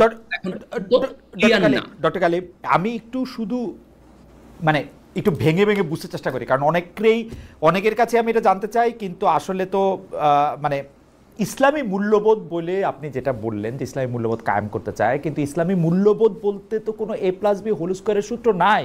ইসলামী মূল্যবোধের 100 রকমের রিপ্রেজেন্টেশন আছে। এখন আপনি কোন ইসলামী মূল্যবোধ নিবেন, সেটা কি ইরান, সেটা কি ওমান, সেটা কি সৌদি আরব, সেটা কি মালয়েশিয়া, সেটা কি নিজেদের মানে হোম গ্রোন কোনো কিছু, এইটা তো আমাদের একটা ধারণা দেওয়া দরকার যে আমরা এরকম একটা জিনিস নিব। এটা কি টার্কিও আবার 5টা ফেজে 8 রকমের। এটা কি ইজিপ্ট আবার নানা, মানে আপনি এইগুলো আমার চেয়ে আরো অনেক ভালো জানেন। তো এটা খুব ইম্পর্টেন্ট কোশ্চেন, আমি একটু অ্যাড্রেস করি। দেখেন, এখানে আমরা যখন ধরেন যদি বলি ইসলামী রাষ্ট্র অথবা শরিয়া রাষ্ট্র অথবা ইসলামী মূল্যবোধ, ইসলামী সিস্টেম, যেই অর্থে কোট আনকোট আমরা ইউজ করি, এইটা অধিকাংশ ক্ষেত্রেই কোনো একক কনসেপ্ট না। এখানে নানান ধরনের আলাপ আলোচনা হইতে পারে, নানান মতামত হইতে পারে। তো আমাদের যেটা করতে হবে যে আমাদের প্রত্যেকটা স্পেসিফিক পলিটিক্যাল পার্টিকে ডাইকা আইনা জিজ্ঞেস করতে হবে ইস্যু ভিত্তিক, এই ইস্যুটা আপনি ইসলাম কেমনে বুঝেন, আপনার ইসলামী মূল্যবোধ কি, আপনার পজিশন কি, এই ইস্যুতে আপনি কি বুঝেন। এইভাবে ইস্যু ধরে ধরে কেস বাই কেস তাদের সাথে আমাদের গণপরিসরে আলাপ আলোচনা করতে হবে। তাইলে পরে আপনি যে প্রশ্ন চাইতেছেন এই প্রশ্নের উত্তর পাবেন। এবং মোটামুটি ভাবে 180 বছর লাগবে ডক্টর গালিব। আমি বলি কেন আমি 180 বছরের কথা বলছি। আধুনিক গণতান্ত্রিক সিস্টেমের মধ্যে তো আমরা এই আলোচনা করি। ধরেন যে বিএনপির রাষ্ট্র দর্শন কি, সে আলোচনা আমরা করি না। বিএনপি রাষ্ট্র দর্শনে কিন্তু না ডক্টর গালিব দেখেন, বিএনপি রাষ্ট্র দর্শনের ক্ষেত্রে কিন্তু বিএনপির এই পজিশন আছে যে বিএনপি যদি মনে করে আজকে এটা ঠিক না, কালকে ওইটা চেঞ্জ করে নিতে পারে। বিএনপি রাষ্ট্র দর্শনের মধ্যে আপনি 1978 থেকে আজকে 2025 সাল পর্যন্ত 7 বার আপনি এটার মধ্যে একটা টার্ন অ্যান্ড টুইস্ট পাবেন, অনেক রকম ভাবে আপনি এটা। কিন্তু আপনাদের মুশকিল হচ্ছে আপনাদেরই কিন্তু শুনতে হইতেছে যে ইসলামের তো ভার্সন হয় না, এবং নামাজে কেমনে দাঁড়াবে সেইটা নিয়ে খুনাখুনি হইতেছে, মসজিদের সামনে গিয়ে লিখতে হইতেছে যে এটা আরেকটা জিনিস। আপনারা এইটাও তো অ্যাড্রেস করতে হবে। এখন আপনি এটা আলোচনা করে কেমনে এটা ঠিক করবেন, আপনি যদি নেতৃত্ব দেন, আমি জামাত ইসলামের কথা বলতেছি, আপনি যদি নেতৃত্ব দেন আপনাকে তো প্রথমে বইলা নিতে হবে যে আমি এইটা করতে যেতেছি, তোমরা আমার সাথে একমত কিনা। আপনি তো এটা ওপেন এন্ডেড রাখতেছেন, সবাই যাতে আপনার পক্ষে আসে। না না না, আমি তাহলে আপনি আমার পজিশন ভুল বলছেন। আমি বলতেছি যে একটা রাজনৈতিক দল যখন নিজেকে বলতেছে আমি ইসলামী রাজনৈতিক দল, তখন তাকে প্রত্যেকটা ইস্যুতে সে কোনটাকে তার প্রেফার্ড অথবা পারফেক্ট ইসলামিক প্রিন্সিপাল বলে মনে করে সেটাকে ওপেন ডিক্লারেশন করতে হবে, এবং সেই ডিক্লারেশনের বেসিসে সমাজের সাথে তার আলাপ আলোচনা হইতে হবে। এবং দুইটা ইসলামিক দল দুই রকম চিন্তা করতে পারে, তিনটা ইসলামিক দল তিন রকম চিন্তা করতে পারে। এখানে আপনি মডেলে তারে ফেলাইতে পারবেন না। এটা ইসলামিক দলের দায়িত্ব হইল যে সে ইসলাম বলতে কি বুঝে, কিভাবে ইমপ্লিমেন্টেশন করবে, প্রত্যেক পলিসিতে তার স্ট্যান্ড কি, এটা সে ক্লিয়ার করবে। ক্লিয়ার করার পরে তাদের সাথে আমাদের গণপরিসরে আলাপ আলোচনা। আচ্ছা ঠিক আছে, তাহলে আপনার কাছে আমি একদম তাহলে এখন কুইক ফায়ার স্পেসিফিক কিছু প্রশ্ন করি, কারণ মনিয়াপার অনেক ক্লান্ত, এটা বুঝে দিয়েছে। আমাদের দর্শকরা বলতেছেন যে মনিয়াপার ঘুম পাইছে কিনা, আমি একদম স্পেসিফিক প্রশ্ন করতে চাই, কারণ আপনার সাথে এই আলোচনাগুলি গুরুত্বপূর্ণ। মনিয়াপাও নিশ্চয়ই আমাদের সাথে এই আলোচনাগুলি অংশগ্রহণ করবেন। আপনি আমাকে বলেন তো যে জামায়াতে ইসলামী খেলাফত চায় না গণতন্ত্র চায়? জামায়াতে ইসলামী খেলাফতের নীতির ভিত্তিতে একটা আধুনিক গণতান্ত্রিক রাষ্ট্র চায় বলে আমি মনে করি। এটা তো ডক্টর গালিব, এটা তো পুরোপুরি হাসজারু হইল, হাস এবং সজারুর মিশ্রণ হইল। না না না খালেদ ভাই, এটা ইসলামকে সিরিয়াসলি না পড়ার কারণে এই প্রশ্নগুলো আপনারা করেন। এগুলো ইসলামিক থিওলজি এবং ফিলোসফির মধ্যে অনেক কমপ্লিকেটেড আলোচনা আছে। তার মানে ইসলামে গণতন্ত্র আছে, খেলাফত আছে।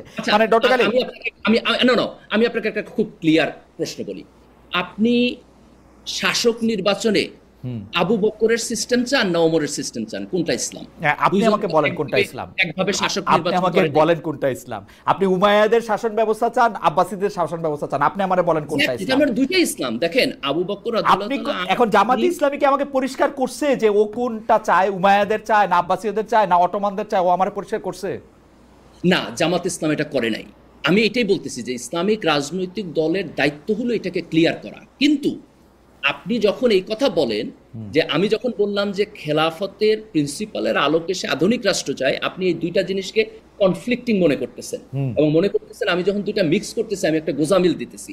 এইটা রাইট না, আমি বলতেছি এইটা রাইট না। কিন্তু আপনি যদি এই প্রশ্ন করেন যে জামাত কি এইটা আউটস্পোকেন ওয়ার্ডিং এ খুব পারফেক্টলি বলছে জনগণকে, আমি বলবো না, ইসলামিক দলগুলোর এখানে বলে না কেন।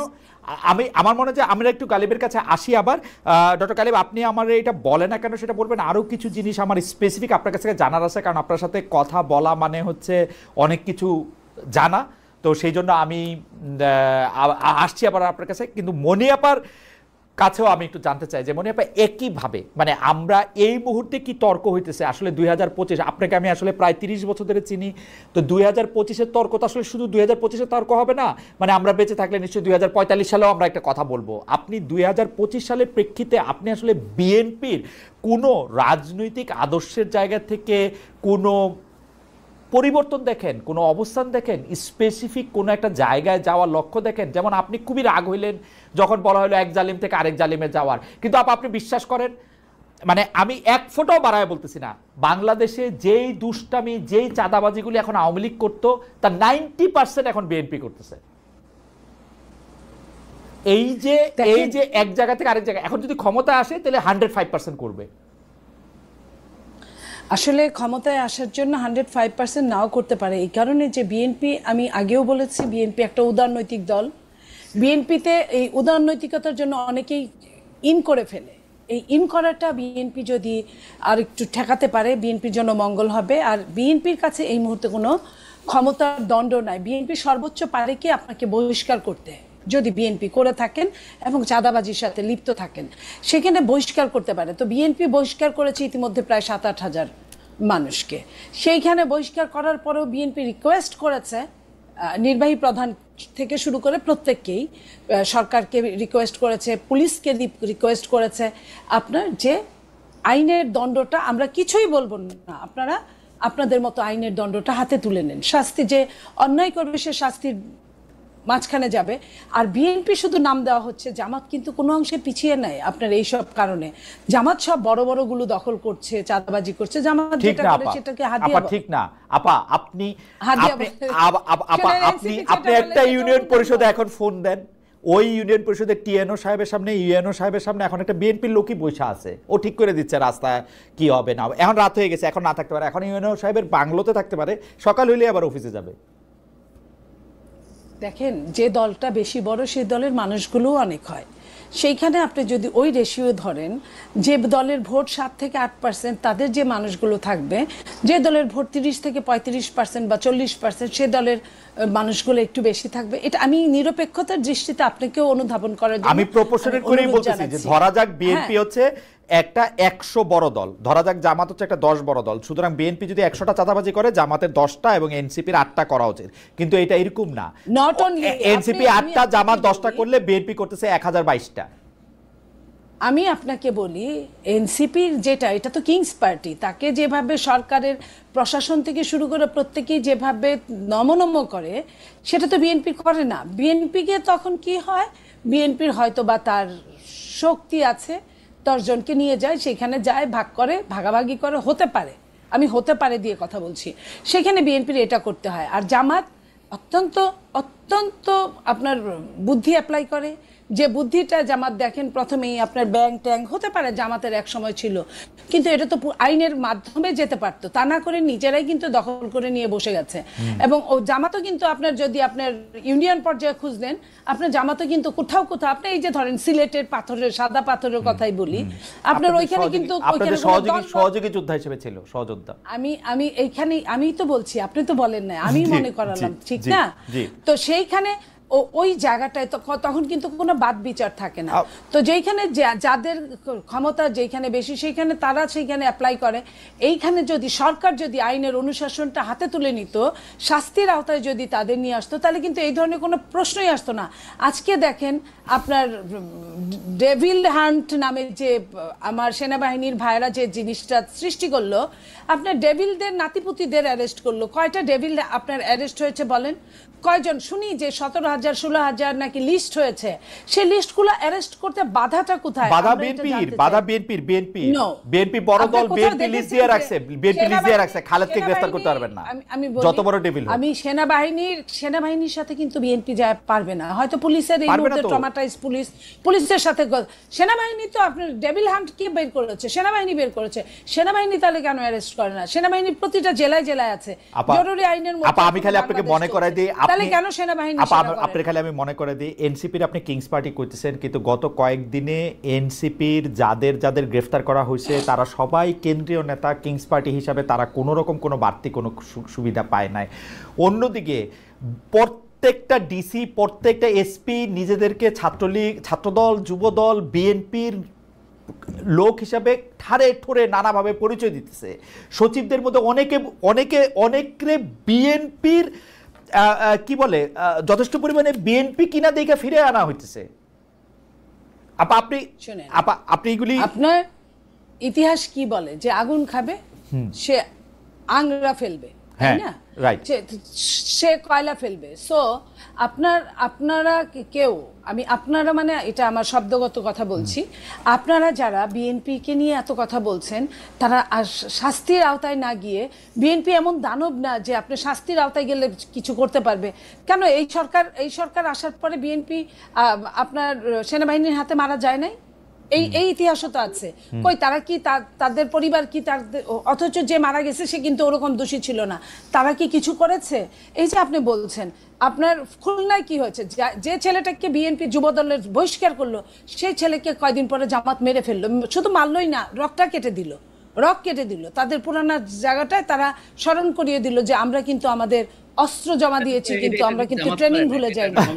যেটাই হোক, আচ্ছা আপা, আমি আবার আপনার কাছে আসবো। আমি শুধু আপনাকে যেহেতু খুনের কথা, হত্যার কথা যেহেতু আপনি বললেন, সেহেতু আপনাকে আমি একটু মনে করে দিচ্ছি যে আপনি জানেন যে ঢাকা বিশ্ববিদ্যালয়ের সাম্য বলে একজন ছাত্র কে হত্যা করা হলো, যে হত্যা করা হয়েছিল।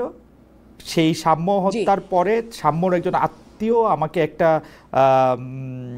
মেসেজ পাঠিয়েছেন। সেই মেসেজের মধ্যে কিন্তু আমি দেখতে পাচ্ছি যে, আমি তার মেসেজ থেকে পড়ছি, অলমোস্ট 3.5 মাস হয়ে গেল সাম্যর খুনের তদন্তের ফাইনাল চার্জশিট কোথায়? ফাইনাল চার্জশিট আমার জানা মতে 14 জানি 45 দিনের মধ্যেই দিতে হয়। এখন তার চেয়ে অনেক বেশি সময় লাগে। কথা হচ্ছে যে বিএনপি এটা নিয়ে কথা বলে না।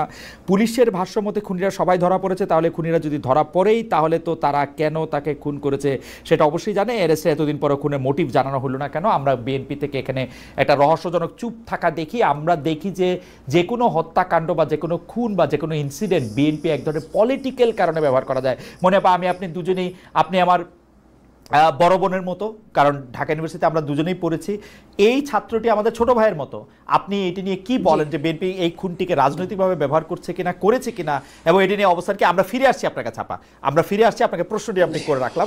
আমি ডক্টর গালিবের কাছে আবার একটু ফিরে যাই। ডক্টর গালিব, কতগুলি বিষয় নিয়ে আপনার একটু ক্লিয়ার হব এরকম একটা ধারণা ছিল। আমাদের দর্শকরা যেটি এখন সবচেয়ে বেশি জানতে চাইছেন যে জামাতে ইসলামী বা ইসলামী দলগুলো এটি পরিষ্কার করেছে কিনা বাংলাদেশের নাগরিক হিসাবে যারা ইসলাম ধর্মে বিশ্বাস করে না, অর্থাৎ অন্য ধর্মাবলম্বী বা অন্য আদর্শাবলম্বী বা কোনো ধর্মাবলম্বী নয়, তাদের অবস্থান আসলে যে ইসলামী রাষ্ট্র ব্যবস্থার কথা আপনি বলছেন বা আলোচনার মাধ্যমে যেটা প্রতিষ্ঠা করা আপনি বলছেন, এটা জামাত ইসলামী ক্লিয়ার করেছে কিনা, তাদের কি হবে? অর্থাৎ দর্শকদের জন্য আমি আবারও বলি, সংখ্যালঘুদের অবস্থান সেই রাষ্ট্রে কিরকম হবে? আমার কথা হচ্ছে এইটা তুলনামূলক, যেমন ধরেন আমার যেটা পজিশন যে কিছু কিছু জায়গায় এগুলো আরো স্পষ্টভাবে বলতে হবে, কিন্তু সংখ্যালঘু বা অন্য ধর্মাবলম্বীদের বিষয়ে জামাত ইসলামের যেটা পজিশন এটা কিন্তু খুব স্ট্রেট ফরওয়ার্ড। জামাতের আমির অ্যাগেইন অ্যান্ড অ্যাগেইন এটা বলছে যে এই দেশের টেরিটরির মধ্যে যাদের জন্ম তারা সবাই আল্লাহর বান্দা, এবং আল্লাহর বান্দা হিসাবে তার যে বান্দার অধিকার, যেটাকে আমরা মডার্ন ল্যাঙ্গুয়েজে যদি বলি যে রাষ্ট্রের সিটিজেন হিসাবে তার যে নাগরিক অধিকার, সেই নাগরিক অধিকার কোনোভাবেই একেবারে মিনিমাম পরিমাণ আপনার কম্প্রোমাইজড হবে না। এবং এই থিওরিটিক্যাল জায়গার একটা প্র্যাকটিক্যাল অ্যাপ্লিকেশন আছে, সেটা হলো যে জামাত এবং শিবিরকে যদি আপনি দেখেন যে তারা তাদের পার্টির বাইরের লোকদের সাথেও এক ধরনের একটা কোঅপারেশনে যাইতে চায়, যেটা আপনি সামটাইমস একটু প্রশ্ন তুলছেন যে এটা ঠিক কিনা, কিভাবে করবে, কিন্তু আমি এটার খুব পজিটিভ দৃষ্টিতে দেখি। যেমন আপনি যদি ছাত্র শিবিরের ডাকসু ইলেকশন দেখেন তাহলে দেখবেন যে সেইখানে তারা একটা সর্বদলীয় ছাত্র ঐক্য প্যানেল করছে, যেখানে আপনার ইসলাম ধর্মের বাইরের লোকও আসছে, লিবারাল চিন্তার লোকেরাও আসছে। তো এই যে জামাত এবং শিবিরের রাজনীতির একটা প্র্যাকটিক্যাল আন্ডারস্ট্যান্ডিং, যেখানে তারা কোঅপারেশনের মধ্য দিয়ে রাজনীতি করতে চায় এবং অন্য ধর্মের লোকদের ব্যাপারে তার নাগরিক অধিকার মিনিমাম কম্প্রোমাইজড হবে না, তার ব্যাপারে যে থিওরিটিক্যাল অবস্থান, এই জায়গা থেকে আমি মনে করি এই ইস্যুতে জামাতের পজিশন একেবারে ক্লিয়ার কাট, স্ট্রেট ফরওয়ার্ড। আমার কাছে যে প্রশ্নটা একটু আপনাকে করতেই হচ্ছে, অমুসলিমদের জন্য আসলে শরিয়া আমি অত ভালো না বুঝলেও থিওলজি আমার একটা পছন্দের জায়গা, আগ্রহের জায়গা, আমি এটা পাঠ করি আমার মতো করে। তো অমুসলিমদের জন্য একটা কর ধার্য করা আছে যেটাকে জিজিয়া বলে সাধারণ হিসাবের মধ্যে। তো অমুসলিমদের জন্য রাষ্ট্রীয় ট্যাক্সের বাইরে কোন রকম কোনো কর কি দিতে হবে বা জিজিয়া কি ইন্ট্রোডিউস করা হবে? That's a very interesting question. আপনি যদি জিজিয়ার হিস্ট্রিতে যান, ধরেন যে মানে আগের রাষ্ট্র ব্যবস্থা তো এখনকার সময় মতো ছিল না, ওই সময় কিন্তু আলাদা করে কোনো ট্যাক্স ছিল না, কোনো নাগরিকের কোনো ট্যাক্স দিত না। যারা মুসলিম ছিল তাদের একটা থিওলজিক্যাল কমিটমেন্ট ছিল রাষ্ট্রের সাথে, যে সে রাষ্ট্রের যুদ্ধ প্রয়োজন হলে জিহাদে আসবে, আবার রাষ্ট্র হচ্ছে তারে পাল্টা আপনার প্রোটেকশন দিবে, আর সে হচ্ছে জাকাত দিত। জাকাত ওয়াজ কাইন্ড অফ আপনার ট্যাক্স মানি। নন মুসলিমদের তো জাকাত দেওয়া লাগতো না, তাহলে রাষ্ট্রের সাথে তার সামরিক চুক্তি কি, তার আলাদা করে কিন্তু চুক্তিও ছিল না না। ডক্টর কালিম, এটা আমি বোঝার জন্য জাকাত কিন্তু না, না, সকল আমি আচ্ছা একটু শেষ ঠিক আছে ঠিক আছে। তো এইটার অল্টারনেটিভ হিসাবে তাদের তখন জিজিয়া করছিল, যে তারা জিজিয়া একটা ট্যাক্স, যেই ট্যাক্সটাকে তারা রাষ্ট্রের সাথে দিবে এবং রাষ্ট্রের সাথে তার এই নিরাপত্তার চুক্তি হবে। আধুনিক রাষ্ট্রের মধ্যে আমরা এই চুক্তিটা এইভাবে আলাদা আলাদা করে করি না। আধুনিক রাষ্ট্রের মধ্যে আমরা চুক্তিটা করি যে আপনি যদি রাষ্ট্রের নাগরিক হন তাহলে আপনি এই চুক্তির মধ্যে একসাথে আছেন, এবং যেই ট্যাক্সটা, এই ট্যাক্সটা আমরা ধর্মের ভিত্তিতে ভাগ করি না। জাকাতটা রিলিজিয়াস ডিউটি হিসাবে আলাদাভাবে দিবে, কিন্তু রাষ্ট্রকে আপনি যে ইনকাম ট্যাক্স দেন সেই ট্যাক্সে তো আপনার মুসলিম নন মুসলিম সমান, তাহলে আপনি সেখানে আলাদা করে জিজিয়া এখনকার জন্য আপনি আপনি আপনি যে বলতেছেন এখানে আমার দুইটা জিনিস, একটা জিনিস হচ্ছে আধুনিক রাষ্ট্রের ক্ষেত্রে যে আপনি এটা আলাদা করছেন, ভাগ করছেন, সেটা আসলে কিসের ভিত্তিতে করছেন, এক। দুই হচ্ছে জাকাত আর জিজিয়া কিন্তু কোনোভাবেই এক না। জাকাত হচ্ছে নির্দিষ্ট পরিমাণ সম্পদের বেশি আপনার থাকলে নির্দিষ্ট পরিমাণ সম্পদের একটা অংশ আপনাকে দিতে হবে যে জাকাত হিসেবে, আর জিজিয়া হচ্ছে আপনার জন্য মাস্ট, এবং আপনার রুলার আপনার যেটা নির্ধারণ করবে সেটাই আপনাকে দিতে হবে। সুতরাং জাকাত আর জিজিয়াকে আমি মানে ভালো খারাপের কোনো জায়গা থেকে না, একটাকে আরেকটার মানে দুইটা একরকম সেটা এটা বলা যাবে না। জি আমি এটা একটু অ্যাড্রেস জি করেন। দেখেন, একজন মুসলিম যখন ইসলামী রাষ্ট্রের নাগরিক হয় তখন রাষ্ট্রের সাথে তার একটা কম্প্রিহেন্সিভ চুক্তি থাকে। এই চুক্তি হলো তার ধর্মের থিওলজির মধ্যে, যে আমি মুসলিম হিসেবে এই কাজে বাধ্য। যেমন ধরেন যে সেখানে যদি একটা মানে যুদ্ধ হয় তাহলে মুসলিম হচ্ছে ডিফেন্সিভ জিহাদ হলে সেখানে সে যাইতে বাধ্য, কিন্তু একজন নন মুসলিম কিন্তু এই যুদ্ধে অংশগ্রহণ করতে বাধ্য না। এই কারণে জিজিয়া করের মধ্য দিয়া তার সাথে একটা আলাদা চুক্তি হয়, এবং সে যখন হচ্ছে আপনার মানে নাগরিক হিসেবে অ্যাকসেপ্টেবল, তখন এই চুক্তির টার্মস এবং কন্ডিশনের সাথে তার নাগরিক অধিকার সেখানে ডিফাইন্ড হবে। এখন আধুনিক রাষ্ট্রে এই নাগরিক অধিকারটা কনস্টিটিউশনের মধ্যে অলরেডি ডিফাইন্ড, তার ফলে আপনার এখানে আলাদা করে যাইয়া তার জিজিয়ার মধ্যে দিয়ে এটা ডিফাইন করতে হবে না। মানে ট্যাক্সের ক্ষেত্রে ইসলামী রাষ্ট্র হইলেও ট্যাক্সের ক্ষেত্রে বা জাকাত জিজিয়া আমি যে নামে ডাকি না কেন সেই ক্ষেত্রে মুসলিম ও মুসলিমদের মধ্যে কোনো পার্থক্য থাকবে না, মানে আমি 5 টাকা দিব 10 টাকা দিব এটা থাকবে না, এবং এইটা যে শরিয়া কর্তৃক অনুমোদিত, এটা শরিয়া কর্তৃক অনুমোদিত। এটাকে কোনো শরিয়া বোর্ড মানে আমি বলতে চাইতেছি হচ্ছে যে আপনি জানেন আমাদের দর্শকদের জন্য আমি বলতেছি যে মানে ধরেন স্পেসিফিক্যালি ইউসুফ আল কারদাবির এই ব্যাপারে লেখালেখি আছে। আমার বোধ হয় যে মডার্ন স্কলারদের মধ্যে সবচেয়ে ভালো লেখালেখি করছেন ইউসুফ আল কারদাবি। ওনার লেখালেখি অনেকগুলো বাংলায় অনুবাদ হয়েছে, আপনি যদি ওইটা দেখেন তাহলে আপনি এটা ক্লিয়ারলি পাবেন। আর জামাতের ব্যাপারে যদি প্রশ্ন তুলেন তাহলে আপনি দেখবেন জামাতের লিটারেচার যে সমস্ত নির্বাচনী ম্যানিফেস্টো ওনারা দিচ্ছে, কোথাও কিন্তু ওনারা নন মুসলিমদের জন্য আলাদা কোনো ট্যাক্সেশন পলিসি অথবা জিজিয়ার কথা বলে নেই। ওকে, আমার শেষ প্রশ্ন আপনাকে বলে রাখি, কারণ এই ব্যাপারগুলো একটু এটা করে রাখা উচিত, মানে এই সিরিজের শেষ প্রশ্ন আর কি, যদি আমরা সময় পাই তাহলে আমরা আরেকটু অন্য বিষয়ে কথা বলবো, সেটা হচ্ছে নারী শিক্ষা এবং নারীদের বিভিন্ন পেশায় অংশগ্রহণ করার ক্ষেত্রে কি জামাতে ইসলামীর একটা স্পষ্ট অবস্থান আছে কিনা, বা জামাত ইসলামের পাশাপাশি অন্য ইসলামী দলগুলো যারা বাংলাদেশে ইসলামী রাষ্ট্র বা ইসলামী আদর্শে বাংলাদেশ রাষ্ট্র করতে চায় তাদের এটা স্পষ্ট অবস্থান আছে কিনা। নারী শিক্ষার মধ্যে সহশিক্ষা, আমি জানি যে আপনি কি কি জিনিস আছে সেগুলো আপনি জানেন ডক্টর গালিব, আমরা আপনার কাছে না ডক্টর গালিব এটা আমি আপনার কাছে শুনবো, আমি শুধু প্রশ্নটা করে রাখলাম। আমি একটু মনিয়াপার কাছ থেকে আসি। মনিয়াপা, আমি বলতে চাইতেছিলাম যে বিভিন্ন সময় বিভিন্ন কিছু হয়েছে, মগবাজারের মধ্যে একটা পাথর দিয়ে বিএনপিরই 2টা লোক পরস্পরকে খুন করছে, এরকম আমরা পরে শুনছি। সাম্যর খুনের কথা আমি বললাম, ঢাকা বিশ্ববিদ্যালয়ের একজন ছাত্র, তাকে আসলে কি প্রথমে বলা হয়েছে, মানে নানা ধরনের আকতাকু কোথাও বলা হয়েছে। তো কিন্তু বিএনপি কি আসলে এই খুনগুলি এই হত্যাগুলি রাজনৈতিকভাবেই শুধু ব্যবহার করতে চায়, নাকি তারা আসলে এরকম খুন কখনো না হোক, বাংলাদেশে একটা বৈষম্য বিরোধী একটা অবস্থায় একটা সাম্যের দেশই প্রতিষ্ঠিত হোক সেটা চায়? আপনি যদি আমাদেরকে একটু বলেন, আমাদের সময় খুব কম, আমি আপনাকে ইন্টারাপ্ট করতেছি না, আপনি টানা একটু। আচ্ছা, আপনি দেখেন যে সাম্যকে নিয়ে যখন আন্দোলন হলো তখন কিন্তু ঢাকা বিশ্ববিদ্যালয় বর্তমান ভিসি সে কিন্তু অনেক দুর্ব্যবহার করলো, এবং একটা পর্যায়ে আন্দোলন কিন্তু শাহবাগে চলছিল। তখনই আজকের যিনি চিফ অ্যাডভাইজার উনি লন্ডনে গেলেন, কথা বললেন, এবং আপনি এই লন্ডনে যাওয়ার আগে আমি যদি বলি যে বিএনপি 3 জন উপদেষ্টা নিয়ে বিরাগ ভাজন হিসেবে তাদেরকে পদ থেকে সরিয়ে দেওয়ার জন্য রিকোয়েস্ট করেছিলেন। সেটা পর্যন্ত শুনে নাই, শুধু শুনে নাই এটা বললে ভুল হবে, যেই দিন যখন বললেন সেই দিনই একজন উপদেষ্টাকে সামনে বসিয়ে তারা মিটিং করে বুঝিয়ে দিলেন খামোশ। পরবর্তীতে লন্ডনেও আমরা দেখলাম প্রেস কনফারেন্সে প্রেস সচিব উপস্থিত থাকার পরেও আমরা কিন্তু অবজেকশন যাকে নিয়ে করা হয়েছিল তাদের একজন প্রেস কনফারেন্স করলেন, এবং এই জিনিসগুলো আমরা বড় স্বার্থের জন্য বিএনপি আপনার যে কথাগুলো আপনাকে বলেছিলাম, যে সরকারকে বলেছিল, সরকার প্রধান থেকে শুরু করে, যে এগুলার বিচার হোক, চাঁদাবাজি হোক, রাহাজানি হোক, দখলবাজি হোক, এগুলার বিচার হোক, বিচার তো করেই নাই, কারোরই বিচার করে নাই, এবং আইন শৃঙ্খলার অবস্থা চরম দুর্গতি সম্পন্ন। সেইখানে বিএনপির বরং কথা কোনোটাই শুনে নেয়। আর সাম্যের ব্যাপারটা যখন লন্ডন নিয়ে কথা হলো, তারপরে আস্তে আস্তে এটা স্থিমিত হলো কেন? ঢাকা বিশ্ববিদ্যালয়ের ভিসি আমাদের সাথে আন্তরিক ব্যবহার করে নাই, বর্তমান সরকার এই ব্যাপারে একদমই আন্তরিক না। সেই জায়গায় বিএনপি মনে করেছে যে আগামী ৬-৭ মাস পরে যেহেতু নির্বাচন সরকার বলেছে, সরকারের কথা রাখবে। এখন পর্যন্ত সরকার ওইভাবে কথা বলছে, সরকার যদি কথা রাখে, যদি নির্বাচনটা হয়ে যায়, তাহলে যে মানুষটা চলে গেছে তার জন্য একটা সুন্দর বিচার, সেই সুন্দর বিচারটা বিএনপি যদি পাওয়ারে আসে, সেইখানে সঠিকভাবে যাতে হয়। এখন ভিসির বিহেভ বা অন্য কিছু মিলে, সব কিছু মিলে আমরা বুঝেছি যে এই বিচারটা প্রহসনে পরিণত হতে পারে। এবং মব যতগুলো হয়েছে, এটাই শুধু সাময়িক না, আমি আরো 1 মাস আগে পুলিশি রিপোর্ট বলছি, 5558 জন মানুষ খুন হয়েছে 1 বছরে। তো এটা কিন্তু পুলিশের নথি থেকে বলা। তো সেই জায়গায় সমস্ত বিচার করার জন্য কিন্তু একটা টাইম ফ্রেমের দরকার। এই সরকারের কিছু বলে যে আমাদের অভিজ্ঞতা নেই, আমরা ওইভাবে পারি না, আবার ইলেকশন দেওয়ার জন্য তাদের ওই ধরনের মাথা ব্যথা নাই। সেই জায়গায় বিএনপি মনে করেছে, বিএনপি ক্ষমতায় আসলেই এই বিচারটা, যেহেতু হাতে গোনা খুব বেশি দিন না, 4-5 মাসে এইটা অবশ্যই আমরা ওইভাবে। আমার সময় থাকলে আমি অন্য বিষয়গুলিতে আসবো, শুধু আমি পরবর্তী প্রশ্নটা করে রাখি আপনাকে। সেই প্রশ্নটা হচ্ছে এরকম যে জুলাই আগস্টের ঘটনা নিয়ে, হত্যাকাণ্ড নিয়ে অনেকগুলি মামলা মোকদ্দমা হয়েছে। সেই মামলা মোকদ্দমার ক্ষেত্রে অনেক অজ্ঞাতনামা মামলা মানুষ আসামি হয়েছে, যেইটার সবচেয়ে বড় শিকার গত 15 বছরে বিএনপি ছিল।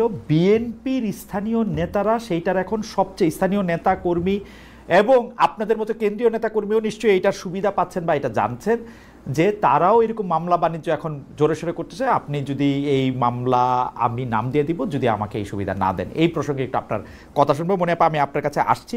আমি একটু ডক্টর মির্জা গালিব আপনার কাছে আসি। যে আমি জানি যে আপনি জানেন যে আমরা একটু নারী শিক্ষা নিয়ে জামাতে ইসলামের অবস্থান বা ইসলামী দলগুলো যারা বাংলাদেশকে ইসলামী রাষ্ট্র কাঠামো চায় তাদের অবস্থান একটু জানতে চাইছিলাম। সেটা বলার আগে আমাদের দর্শকদের 2-1টা মন্তব্য আপনাকে পড়ে শোনাই, যেই কারণে আমি আসলে এই ব্যাপারগুলিতে আসলেই পরিষ্কার হতে চাই। উনার নাম মাসুম স্টক, উনার নিশ্চয়ই অন্য নাম আছে, উনি মাসুম স্টক। উনি বলছেন জিজিয়া কর নিয়ে খালেদ মহিউদ্দিন এর আগেও অনেককেই প্রশ্ন করেছেন, উত্তর পাওয়ার পরে উনি আটকানোর জন্য এই বিষয়টি নিয়ে আসলেন। আমি আপনাকে পরিষ্কার করতে চাই, আটকানো না, আমি এটা পরিষ্কার অবস্থান জানতে চাই। জামাতে ইসলামী যদি ভবিষ্যতে কোনোদিন ক্ষমতায় আসতে পারে বা ইসলামী দলগুলি ক্ষমতায় আসতে পারে, এটা ধরে নিয়েই আমাকে আসলে প্রশ্ন করতে হয়, আটকানোর জন্য না। আমার একটা স্পষ্ট অবস্থান আমি চাই যে এটার মধ্যে স্পষ্ট অবস্থানটা কি। আমি একটা মিনিট বলি খালেদ ভাই, আমি এই প্রশ্নকে অ্যাপ্রিশিয়েট করি। আমি মনে করি ইসলামী, আমার কাছে মনে হয় যে আমাদের অন্যান্য নেতৃবৃন্দ আমার এই প্রশ্নকে এপ্রিশিয়েট করেছেন। কিন্তু আপনি খেয়াল করেন, মোহাম্মদ মিজান উনি আরেকজন দর্শক, উনি বলছেন খালেদ ভাই শরিয়া নিয়ে আপনার ইনিয়ে বিনিয়ে কথা আমার ভালো লাগে না। সো আমি এই প্রসঙ্গগুলি কেন আমি পরিষ্কার হইতে চাইতেছি, কারণ আমার মতো নিশ্চয়ই আরো অনেকেই আছেন যারা শরিয়া নিয়ে ইনিয়ে বিনিয়ে অনেক কিছুই জানতে চান, কারণ আমাদের জানতে চাওয়ার অধিকার আছে। আমি একইভাবে বিএনপি রাজনৈতিক অবস্থানও জানতে চাই, গণতন্ত্রের ব্যাপারটাও জানতে চাই, আওয়ামী লীগ আমলেও আমি আওয়ামী লীগের ব্যাপারটাও জানতে চাওয়াই আমার কাজের মধ্যে পড়ে। তো নারী শিক্ষাটা আসলে কিভাবে হবে? কেউ এক্সট্রিম জায়গা থেকে এটা বলেন যে নারীদের জন্য আলাদা শিক্ষা প্রতিষ্ঠান করতে হবে, নারীরা একসাথে শিক্ষাই নিতে পারবে না।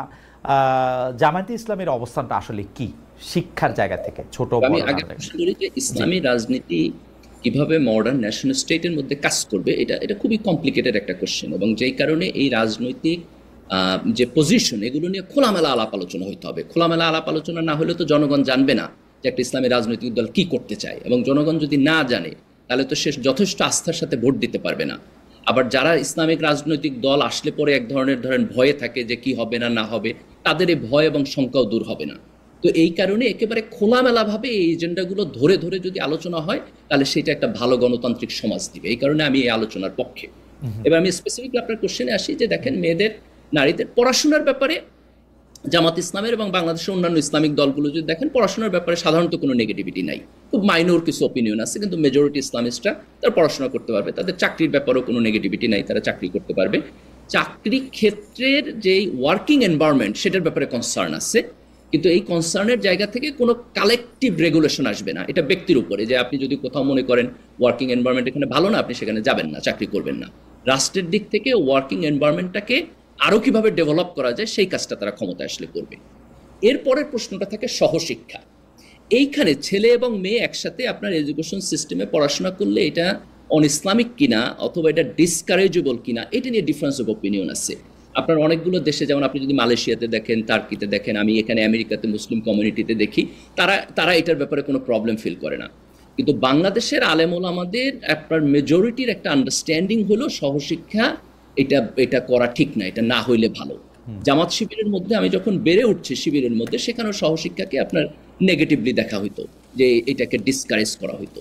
তো সেই জায়গা থেকে এখন জামাতের এখানে পজিশন কি, মোরাল পজিশন বা ইসলামিক পজিশন কি, এটা আমি বলতে পারবো না, এটা খুব এলাবোরেটলি আলাপ আলোচনা হয়েছে কিনা, এটা এক ধরনের হয়তো কনফিউশনের মধ্যে আছে। কিন্তু আমি যদি জামাতের রাজনৈতিক এজেন্ডা দেখি, তারা কোথাও মানে ক্ষমতায় আসলেই এটাকে লিমিট করবে এটা বলে নাই। ডক্টর গালিব, এই যে ডিফারেন্সেস অফ ওপিনিয়ন আছে, আল আজহার বিশ্ববিদ্যালয়ে সহশিক্ষা আছে কি নাই, মদিনা বিশ্ববিদ্যালয়ে সহশিক্ষা আছে কি নাই, বা ইসলামিক এনলাইটেনমেন্ট যেসব জায়গায় হয়েছে সেসব জায়গায় সহশিক্ষা আছে কি নাই, সেটা নিয়ে আপনি আসলে 100 রকমের ডিফারেন্স অফ ওপিনিয়ন আছে, সেটা আমরা জানি। আমার প্রশ্নটা তোলার প্রেমিসটা হইল, জামায়াতে ইসলামী বা অন্য ইসলামিক দলগুলো এইটা পরিষ্কার কেন করে না? এইটার মধ্যে আমি কায়েমি স্বার্থ দেখি যে যদি কোনোভাবে ক্ষমতায় আসতে পারি, আমার মনে যা আছে তা আমি করব, অথবা কায়েমি স্বার্থটা আমি দেখি না কি হয়, কোন দিকে বাতাস যায় সেদিকে আমি এটা করি।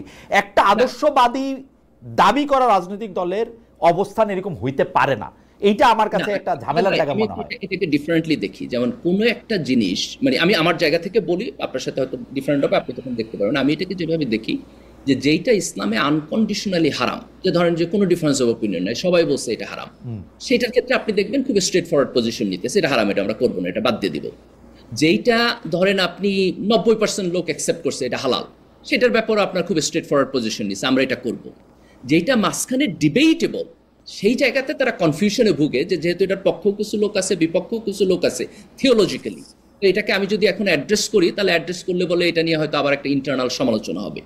তো এইটার কারণে হয়তো তারা অ্যাড্রেস করে নাই, এটা এক। আরেকটা হলো রাজনীতিতে তারা হয়তো এই পজিশনও এখন পর্যন্ত যায় নাই যে এটা ওপেনলি অ্যাড্রেস করতে হবে। আমার বোধ হয় যে আগস্টের পরে দিস দ্য ফার্স্ট টাইম জামাত অনেক বেশি লাইমলাইটে আসছে, এখন এটা অ্যাড্রেস করতেই হবে। তো এটা আপনি যেভাবে সুবিধাবাদের জায়গা থেকে দেখেন, আমি এইভাবে দেখি না, আমি এটাকে একটা প্র্যাকটিক্যাল প্রবলেম হিসাবে দেখি। এবং আমি মনে করি যে একটা ইসলামিক রাজনৈতিক দল যখন সমাজে অ্যাডভান্স হবে, তখন এই ইস্যুগুলোকে স্ট্রেট ফরওয়ার্ডলি অ্যাড্রেস করা বাদে সে অ্যাডভান্স হতে পারবে না। আমার কাছে ভিতর থেকে দেখে এটা মনে হয়েছে। ডক্টর গালিব, আমাদের একটা প্রশ্ন আছে দর্শকের প্রশ্ন থেকে নেওয়া, কিন্তু আপনি এটা 1 মিনিটে যদি প্রশ্নের উত্তর দেন তাহলে আমাদের জন্য ভালো হয়। ওনার নাম ওয়াস, মানে WASEIK, আমি ওনার নাম ওয়াসিক হতে পারে, কিন্তু দুই শব্দ। উনি বলছেন, অনেকগুলি মেসেজ পাঠাচ্ছেন যে আফগানিস্তান কি খারাপ অবস্থায় আছে? ওখানে তো শরিয়া আইন আছে, তো এই আইন নিয়ে এত সমস্যা কথায় যদি বলতেন, ইসলামিক নিয়ম তো সবসময় আপডেট নিয়ম, তাই এই অনুযায়ী যদি কেউ চালু করে তাহলে সমস্যা কি? এইটা নিয়ে আসলে আপনি একটা মন্তব্য করবেন কিনা?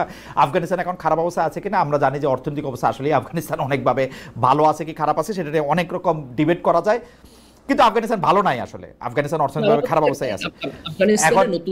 এখন এটা ডক্টর গালিব যদি একটু বলেন। জি, তাদের পারফরমেন্স যদি আমরা এভালুয়েট করতে চাই, তাহলে আমাদের আরো সময় লাগবে। একটা যুদ্ধ বিধ্বস্ত দেশে তারা মাত্র আসছে, তো আমার বোধ হয় যে আরো কিছু বছর গেলে পরে আমরা তাদের মডেলকে অ্যানালাইসিস করতে পারবো। এখন আমাদের হাতে এনাফ ডাটা নাই তাদের ব্যাপারে কনক্লুসিভ কমেন্ট করার। এবং বাংলাদেশ আফগানিস্তানের মতো দেশ চান কিনা সেই প্রশ্ন আমি চরমনায়ের পীর সাহেবকে করছিলাম। এই তুলনাটাই, এই যে ধরেন আফগানিস্তানের মতো দেশ হিসেবে ব্র্যাকেটেড করা, ইরানের মতো না, শুধু আফগানিস্তানের মতো না, আমি ইরানের মতো, মালয়েশিয়ার মতো না, এইটা আমার কথা কারো মতো না। আমাদেরকে যেটা করতে হবে, যে একটা ইসলামিক রাজনৈতিক দল যখন রাজনীতি করতে আসবে, তার ভিশনটা কি আমার দেশের জন্য এবং স্পেসিফিক জায়গায় কি, এইটা আমি মানে এইটা কেস বাই কেস। আপনি যেভাবে আমাকে প্রশ্ন করতেছেন, এই প্রশ্নগুলো আপনার জামাতের নেতাদের করতে হবে। জামাতের তার আভ্যন্তরীণ প্রোগ্রামে আলোচনা করে একটা স্ট্যান্ড নিতে হইব এবং এটা জনগণকে বলতে হবে। আমি মনে করি এইভাবেই ইসলামিক রাজনীতিটা একটা মানে গণতান্ত্রিক স্পেসে পারস্পরিক আস্থার জায়গায় গিয়ে দাঁড়াবে। আপনি মানে মনিয়াপার কাছে আসি। মনিয়াপা প্রশ্নটা করে গেছিলাম, অনেক দর্শক আসলে নানা রকম মতামত করতেছেন। আমি শুধু একটা মতামত আপনার সামনে একটু তুলে নিয়ে আসি। আপনি বললেন যে ভিসি, ঢাকা বিশ্ববিদ্যালয়ের ভিসি আপনার সাথে খারাপ ব্যবহার করেছেন, আপনি কি একটু ইলাবোরেট করবেন কিনা? আপনার সঙ্গে না, মানে বিএনপির সঙ্গে খারাপ ব্যবহার করেছেন, সেইটা আপনি ইলাবোরেট করবেন কিনা? অনেকেই বলতেছেন যে না, আপনার এই কথা ঠিক না। দেখেন, এটা তো আমার লুকোছাপার কোনো কিছু নাই, এটা ওপেন, তুই তুকারি পর্যন্ত করেছে একটা ভিসি। অতদিনের ওই বিশ্ববিদ্যালয়ে উনি পড়ার নাই, উনি ওই বিশ্ববিদ্যালয়ের ছাত্র ছিলেন না, তো উনি তুই তুকারি যে অনেক দিনের সম্পর্ক থাকলে একটা ঠিক আছে, উনি হঠাৎ করে উত্তেজিত হয়ে তুই তুকারি, যদি আদর করে তুই তুকারি, শাসন করা তারই সাহায্যে সোহাগ করে, যে আদর করে যদি না বলতে পারেন তাহলে তুই তুকারি করতে পারেন না। এই সাম্যকে নিয়ে কিন্তু উনি এই কাজগুলো উনি করেছেন, এবং উনি ওপেন, কোনো আশকারা দেয় নাই। মিনিমাম একজন খুন হওয়া একজন মানুষ, সেই মানুষের জন্য যখন আন্দোলনের রত ছিল ছাত্রদের সাথে, সেই অবস্থাটা উনি করেন নাই, করলে উনি ভালো করতে পারতেন। তো এইখান থেকে আমরা বলতেই পারি যে ওনার বিহেভটা নিয়ে এই কথাটা বলতেই পারি। এবং সামনে যারা আপনাকে এই প্রতিবাদগুলো দিয়েছেন, সামনে ডাকসু নির্বাচন আছে, আমার মনে হয় খেলা আরো জমবে, ওনার বিহেভ, ওনার অনেক কিছু আরো ওপেন হবে, আমরা দেখতে থাকবো। আর কি বলবো, এটাই আমাদের একমাত্র লক্ষ্য। যারা শিক্ষা প্রতিষ্ঠানগুলো এইভাবে দখল করেছে, আপনি দেখেন যে খুলনার ভিসি কি করেছিল, খুলনার ভিসিকে কিন্তু আন্দোলনের মুখে চলে যেতে হলো, অথচ ছাত্রদল নিয়ে উনি যখন যে বিহেভটা করলেন সেখানে কিন্তু কোনো আন্দোলন হলো না। কারণ আন্দোলন হবে কিভাবে? আপনার শস্যের ভিতর ভূত থাকে, শস্যের ভিতর যখন ভূত আছে তখন আন্দোলনটা আর ওইভাবে আগানো যায় না।